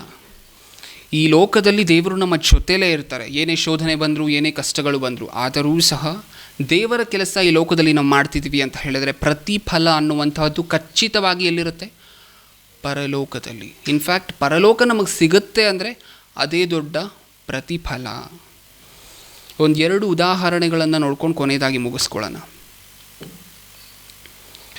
ಪ್ರಿಯರೇ, ಈ ಪ್ರಪಂಚ ತಂದೆ ತಾಯಿಯಂದಿರು ತನ್ನ ಮಕ್ಕಳನ್ನು ಕುರಿತು ದೊಡ್ಡದಾಗಿ ಹೇಳ್ಕೊತಾರೆ, ಹೌದಾ? ತನ್ನ ಮಗ ಏನೋ ಒಂದು ಅಚೀವ್ಮೆಂಟ್ ಮಾಡ್ದ ಅಂದ್ಕೊಳ್ಳಿ, ಹೇಳ್ಕೊತಾರೋ ಇಲ್ವೋ? ತಂದೆ ತಾಯಿಯಂದಿರು ಹೇಳ್ಕೊತಾರೆ. ಹಾಗೆ ತನ್ನ ತಂದೆ ಅಥವಾ ತಾಯಿ ದೊಡ್ಡ ಕೆಲಸದಲ್ಲಿದ್ದಾರೆ ಅಂದ್ಕೊಳ್ಳಿ, ಮಕ್ಕಳು ತಂದೆ ತಾಯಿ ಬಗ್ಗೆ ಹೇಳ್ಕೊತಾರೋ ಇಲ್ವೋ? ಹೇಳ್ಕೊತಾರೆ.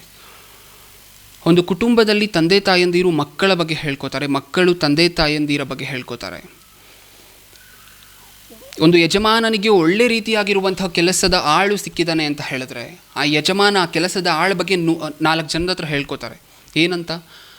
ಈ ಕೆಲಸದ ಆಳು ಮಾಡುವಂಥ ಕೆಲಸ ಅಚ್ಚುಕಟ್ಟಾಗಿರುತ್ತೆ, ಯಾವುದೇ ಕೆಲಸ ಕೊಟ್ಟರು ಅಚ್ಚುಕಟ್ಟಾಗಿ ಮಾಡ್ತಾರೆ. ಅಂದರೆ ಕೆಲಸದವ್ರ ಬಗ್ಗೆನೂ ಹೇಳ್ಕೊತೀವಿ. ತಂದೆ ತಾಯಿಯಂದಿರು ಮಕ್ಕಳ ಬಗ್ಗೆ ಹೇಳ್ಕೊತಾರೆ, ಮಕ್ಕಳು ತಂದೆ ತಾಯಿ ಬಗ್ಗೆ ಹೇಳ್ಕೊತಾರೆ, ಕೆಲಸದವ್ರ ಬಗ್ಗೆನೂ ಹೇಳ್ಕೊತೀವಿ. ಆದರೆ ದೇವರ ಬಗ್ಗೆ ಯಾವತ್ತೂ ನಮ್ಮ ಬಾಯಲ್ಲಿ ಬರೋದಿಲ್ಲ. ಯಾಕೆ? ಈ ಸೃಷ್ಟಿ ಮಾಡಿರೋದಕ್ಕ, ಇಷ್ಟೊಂದು ಕೋಟ್ಯಾನುಕೋಟಿ ಜೀವಿಗಳನ್ನು ನಮಗೋಸ್ಕರ ಸೃಷ್ಟಿ ಮಾಡಿರೋದಕ್ಕೋಸ್ಕರನ, ಇಷ್ಟೊಂದು ಕೋಟ್ಯಾನುಕೋಟಿ ವಿಧವಾಗಿರುವಂಥ ಆಹಾರ ಪದಾರ್ಥಗಳನ್ನು ನಮಗೋಸ್ಕರ ಸೃಷ್ಟಿ ಮಾಡಿರೋದಕ್ಕೋಸ್ಕರನ. ಅಂದರೆ ತಂದೆ ಬಗ್ಗೆ ಹೇಳ್ಕೊಳ್ಳುವಷ್ಟು ತಾಳ್ಮೆ ಇಲ್ವಾ ನಮಗೆ? ಎಲ್ಲರ ಬಗ್ಗೆನೂ ಹೇಳ್ಕೊತೀವಲ್ವ ಪ್ರಿಯರೇ ಈ ಪ್ರಪಂಚದಲ್ಲಿ. ಅಂದರೆ ನಮಗೆ ತಂದೆ ಕೊಟ್ಟಿರುವಂತಹದ್ದೇ ತಾಯಿ, ಆ ತಂದೆ ಕೊಟ್ಟಿರುವಂತಹದ್ದೇ ಈ ತಂದೆ. ಅಂದರೆ ಇವ್ರ ಬಗ್ಗೆ ಹೇಳ್ಕೊತಿದ್ದೀವಿ, ಕೊಟ್ಟಂಥ ವ್ಯಕ್ತಿಯನ್ನು ಬಿಟ್ಬಿಟ್ಟಿದ್ದೀವಿ, ಕೊಟ್ಟಿರುವಂತಹ ವಸ್ತುಗಳ ಬಗ್ಗೆ ದೊಡ್ಡದಾಗಿ ಹೇಳ್ಕೊತಿದ್ದೀವಿ. ಇನ್ನು ಮುಂದೆ ಇನ್ನೊಂದು ಸ್ವಲ್ಪ ಜನ ಇರ್ತಾರೆ, ಹಾಗಾದರೆ ತಂದೆ ಕೆಲಸ ಮಾಡಬೇಕು ಅಂತ ನೀವು ಹೇಳ್ತಿದ್ದೀರಾ, ತಂದೆ ಕೆಲಸ ಮಾಡಿದ್ರೆ ನಮ್ಮ ಕೆಲಸ ಏನಾಗಬೇಕು? ಹೋಗಲಿ, ನಾವೊಂದು ಕೆಲಸಕ್ಕೆ ಹೋಗಬೇಕು, ಇಲ್ಲಾಂದರೆ ನಮ್ಮ ಮನೆ ನಡೆಯೋದಿಲ್ಲ. ಈ ರೀತಿಯಾದಂತಹ ಸ್ವಲ್ಪ ಜನ ಇರ್ತಾರೆ ಪ್ರಿಯರೇ. ಒಂದು ಉದಾಹರಣೆಯನ್ನು ತೊಗೊಂಡು ಯೋಚನೆ ಮಾಡಿ. ನೀವೆಲ್ಲೋ ಒಂದು ಕಡೆ, ಇಲ್ಲಿಂದ ಸಾಕಷ್ಟು ಜನ ದುಬೈಗೆ ಹೋಗ್ತಾರೆ ಪ್ರಿಯರೇ. ಏನಕ್ಕೋಸ್ಕರ? ದುಡಿಯೋದಕ್ಕೋಸ್ಕರ. ಕೆಲಸದ ಮೇಲೆ ಅಲ್ಲಿಗೆ ಹೋಗಿರ್ತಾರೆ.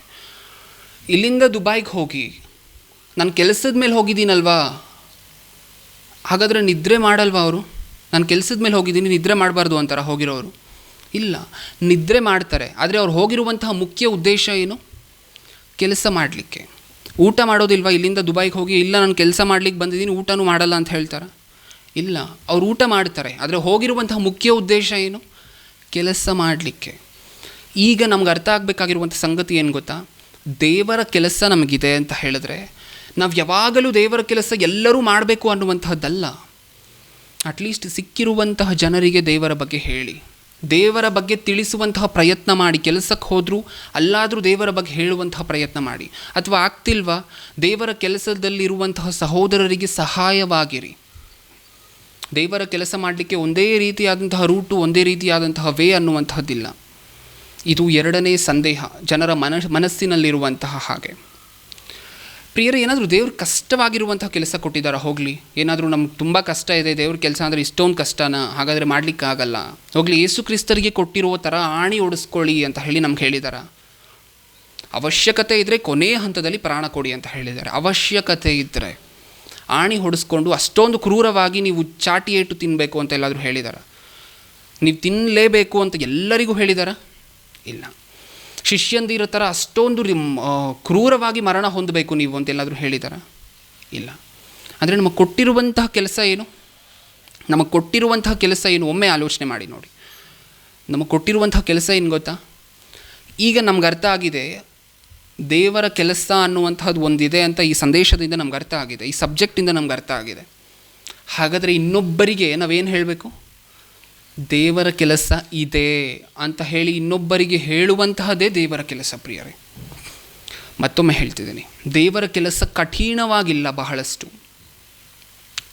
ಈಗ ನಮ್ಗೆ ಅರ್ಥ ಆಗಿದೆ ದೇವರ ಕೆಲಸ ಅಂತ ಒಂದಿದೆ, ನಾವು ಅದನ್ನು ಮಾಡೋದಕ್ಕೋಸ್ಕರ ಈ ಭೂಮಿ ಮೇಲೆ ಬಂದಿದ್ದೀವಿ ಅಂತ ಹೇಳಿ ಅದನ್ನು ಇನ್ನೊಬ್ಬರಿಗೆ ಹೇಳಬೇಕು. ಈಗ ಇದು ದೇವರ ಕೆಲಸನೇ. ಅಂದರೆ ದೇವರ ಕೆಲಸ ಅನ್ನುವಂತಹದ್ದು ಒಂದಿದೆ, ಆ ಕೆಲಸದ ನಿಮಿತ್ತ ನಾವು ಈ ಭೂಮಿ ಮೇಲೆ ಬಂದಿದ್ದೀವಿ, ಇದನ್ನು ಇನ್ನೊಬ್ಬರಿಗೆ ಹೇಳುವಂತಹ ಕೆಲಸನೇ ದೇವರ ಕೆಲಸ. ಕಷ್ಟನ ಪ್ರಿಯರೇ ಇದು? ಹಾಗಾದರೆ ರೀಸೆಂಟಾಗಿ ಒಂದು ನ್ಯೂಸನ್ನು ಸಹ ನಾವು ನೋಡಿದ್ದೀವಿ. ತನ್ನ ತಂದೆ ದೊಡ್ಡ ಐಶ್ವರ್ಯವಂತನು, ತನ್ನ ಮಕ್ಕಳಿಗೆ ಆಸ್ತಿಯನ್ನು ಕೊಟ್ಟಿಲ್ಲ ಪ್ರಿಯರೇ. ಮರಣ ಹೊಂದಬೇಕಾದ್ರೆ ಆ ಆಸ್ತಿಯನ್ನೆಲ್ಲ ಬೇರೆಯವ್ರ ಹೆಸರಿಗೆ ಬರೆಸಿದ್ದಾರೆ. ಅಂದರೆ ಮಕ್ಕಳ ಹೆಸರಿಗೆ ಬರೀದೆ ಇನ್ನೊಬ್ಬರ ಹೆಸರಿಗೆ ತನ್ನ ಆಸ್ತಿಯನ್ನು ಬರೆದಿದ್ದಾರೆ ಅಂತ ಹೇಳಿದ್ರೆ ಕಾರಣ ಏನು?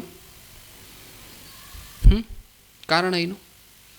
ಮಕ್ಕಳು ತಂದೆ ಅಂದುಕೊಂಡಂತೆ ಜೀವನ ನಡೆಸಿಲ್ಲ, ತಂದೆ ಹೇಳಿರುವಂಥ ಕೆಲಸಗಳನ್ನು ಮಾಡಿಲ್ಲ. ಈ ಲೋಕದಲ್ಲಿರುವಂತಹ ಒಬ್ಬ ತಂದೆ ತನ್ನ ಮಕ್ಕಳು ತಾನು ಹೇಳ್ದಂಗೆ ನಡ್ಕೊಂಡಿಲ್ಲ ಅಂತ ಹೇಳಿದ್ರೆ ತನ್ನ ಆಸ್ತಿಯನ್ನು ಕೊಡಲಿಕ್ಕೆ ಹಿಂಜರಿತಾನೆ. ದೇವರು ಈ ಭೂಮಿಯ ಮೇಲಿರುವಂತಹ ನಾವು ತನ್ನ ಕೆಲಸವನ್ನು ಮಾಡದೆ ಹೋದರೆ ಆ ಪರಲೋಕವನ್ನು ಹೇಗೆ ಕೊಡಬೇಕು? ಒಮ್ಮೆ ಯೋಚನೆ ಮಾಡಿ ನೋಡಿ ಪ್ರಿಯರೇ. ಈ ಪ್ರಪಂಚದಲ್ಲಿ ಒಂದು ಹೆಂಡತಿ ತನ್ನ ಗಂಡ ಬಂದಿದ ತಕ್ಷಣ, ರೀ ನಾನು ನಿಮ್ಮನ್ನು ತುಂಬ ಪ್ರೀತಿಸ್ತೀನಿ ರೀ, ನೀವಂದರೆ ನಮಗೆ ತುಂಬ ಇಷ್ಟ ತುಂಬ ಇಷ್ಟ ತುಂಬ ಇಷ್ಟ ಅಂತ ಹೇಳ್ತಾನೆ ಇರ್ತಾಳೆ ಅಂದ್ಕೊಳ್ಳಿ. ಗಂಡ ಕೆಲಸದಿಂದ ಸುಸ್ತಾಗಿ ಬಂದಿದ್ದಾನೆ, ಒಂದು ಗ್ಲಾಸ್ ನೀರು ಸಹ ಕೊಡುತ್ತೆ, ಅಡುಗೆನೂ ಸಹ ಮಾಡುತ್ತೆ. ನೀವಂದರೆ ನಮಗೆ ತುಂಬ ಇಷ್ಟ ತುಂಬ ಇಷ್ಟ ತುಂಬ ಇಷ್ಟ ಅಂತ ಬಾಯಿ ಮಾತಲ್ಲಿ ಹೇಳ್ತಾನೆ ಇದ್ರು ಅಂದ್ಕೊಳ್ಳಿ. ಗಂಡ ಏನು ಮಾಡ್ತಾನೆ? ಬೈಯೋದಿಲ್ವಾ? ಮೊದಲು ಹೋಗಿ ಕೆಲಸ ನೋಡು, ಹೌದಾ? ಅಂದರೆ ಕೆಲಸದಲ್ಲಿರುವಂತಹದ್ದೇ ಪ್ರೀತಿ. ಈ ಕ್ರೈಸ್ತರು ಏನು ಅಂದ್ಕೊಂಡಿದ್ದಾರೆ ಗೊತ್ತಾ? ದೇವರು ದೇವರು ದೇವರು ಅಪ್ಪ ಅಪ್ಪ ಅಪ್ಪ ಅಂತಿದ್ರೆ ನಾವು ಪರಲೋಕಕ್ಕೆ ಹೋಗ್ತೀವಿ, ದೇವರ ಕುರಿತು ನಾವು ಯಾವ ಕೆಲಸವನ್ನು ಮಾಡಬೇಕಾಗಿರುವಂಥ ಅವಶ್ಯಕತೆ ಇಲ್ಲ ಅಂತ ಕ್ರೈಸ್ತರು ಅನ್ಕೋತಿದ್ದಾರೆ. ಒಂದು ಹೆಂಡತಿ ಮಾತಿನಿಂದ ಗಂಡನನ್ನು ಸನ್ಮಾನಿಸ್ತಿದ್ರೆ ಆ ಗಂಡನಿಗೆ ಆಗೋದಿಲ್ಲ, ಕೆಲಸದ ಮುಖಾಂತರ ತೋರಿಸು ಅಂತ ಹೇಳ್ತಾನೆ, ಹೌದಲ್ವಾ? ಹಾಗೆ ಮಕ್ಕಳು ಸಹ ಎಲ್ಲ ಸಬ್ಜೆಕ್ಟು ಫೇಲ್ ಆಗಿ ತಂದೆ ಮುಂದೆ ಬಂದು ನಿಂತ್ಕೊಂಡು ಪ್ರೋಗ್ರೆಸ್ ರಿಪೋರ್ಟ್ ಕೊಟ್ಬಿಟ್ಟು ಐ ಲವ್ ಯು ಡ್ಯಾಡಿ ಅಂದರು ಅಂದ್ಕೊಳ್ಳಿ. ತಂದೆ ಏನಂತಾರೆ?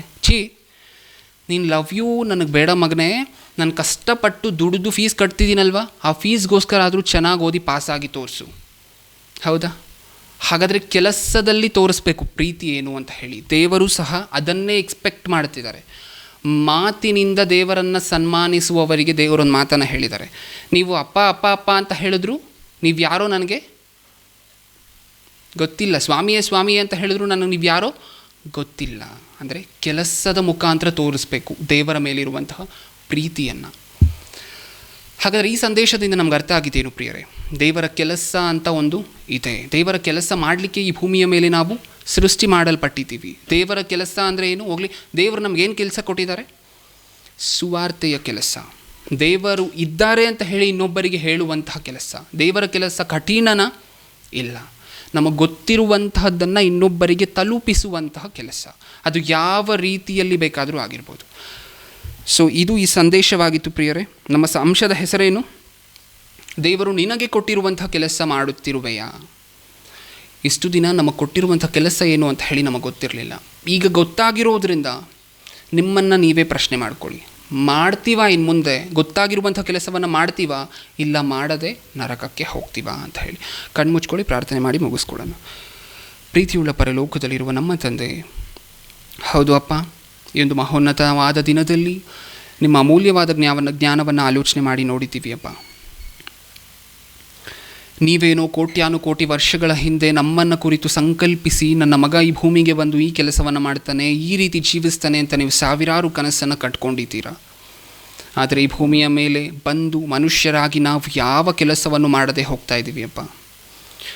ನಿಮ್ಮ ಕೆಲಸ ಅಂತ ಹೇಳಿ ಈ ಭೂಮಿಯ ಮೇಲೆ ಒಂದಿದೆ, ಆ ಕೆಲಸವನ್ನು ನಾವೆಲ್ಲರೂ ಸಹ ಮಾಡಿ ನೀವಿದ್ದೀರಾ ಅಂತ ಹೇಳಿ ಇನ್ನೊಬ್ಬರಿಗೆ ತಿಳಿಸುವಂತಹ ಮಕ್ಕಳಾಗಿ ನಮ್ಮನ್ನು ಮಾರ್ಪಡಿಸಿ, ಆ ಜ್ಞಾನವನ್ನು ಆಸಕ್ತಿಯನ್ನು ನಮಗೆ ದಯಪಾಲಿಸಿ.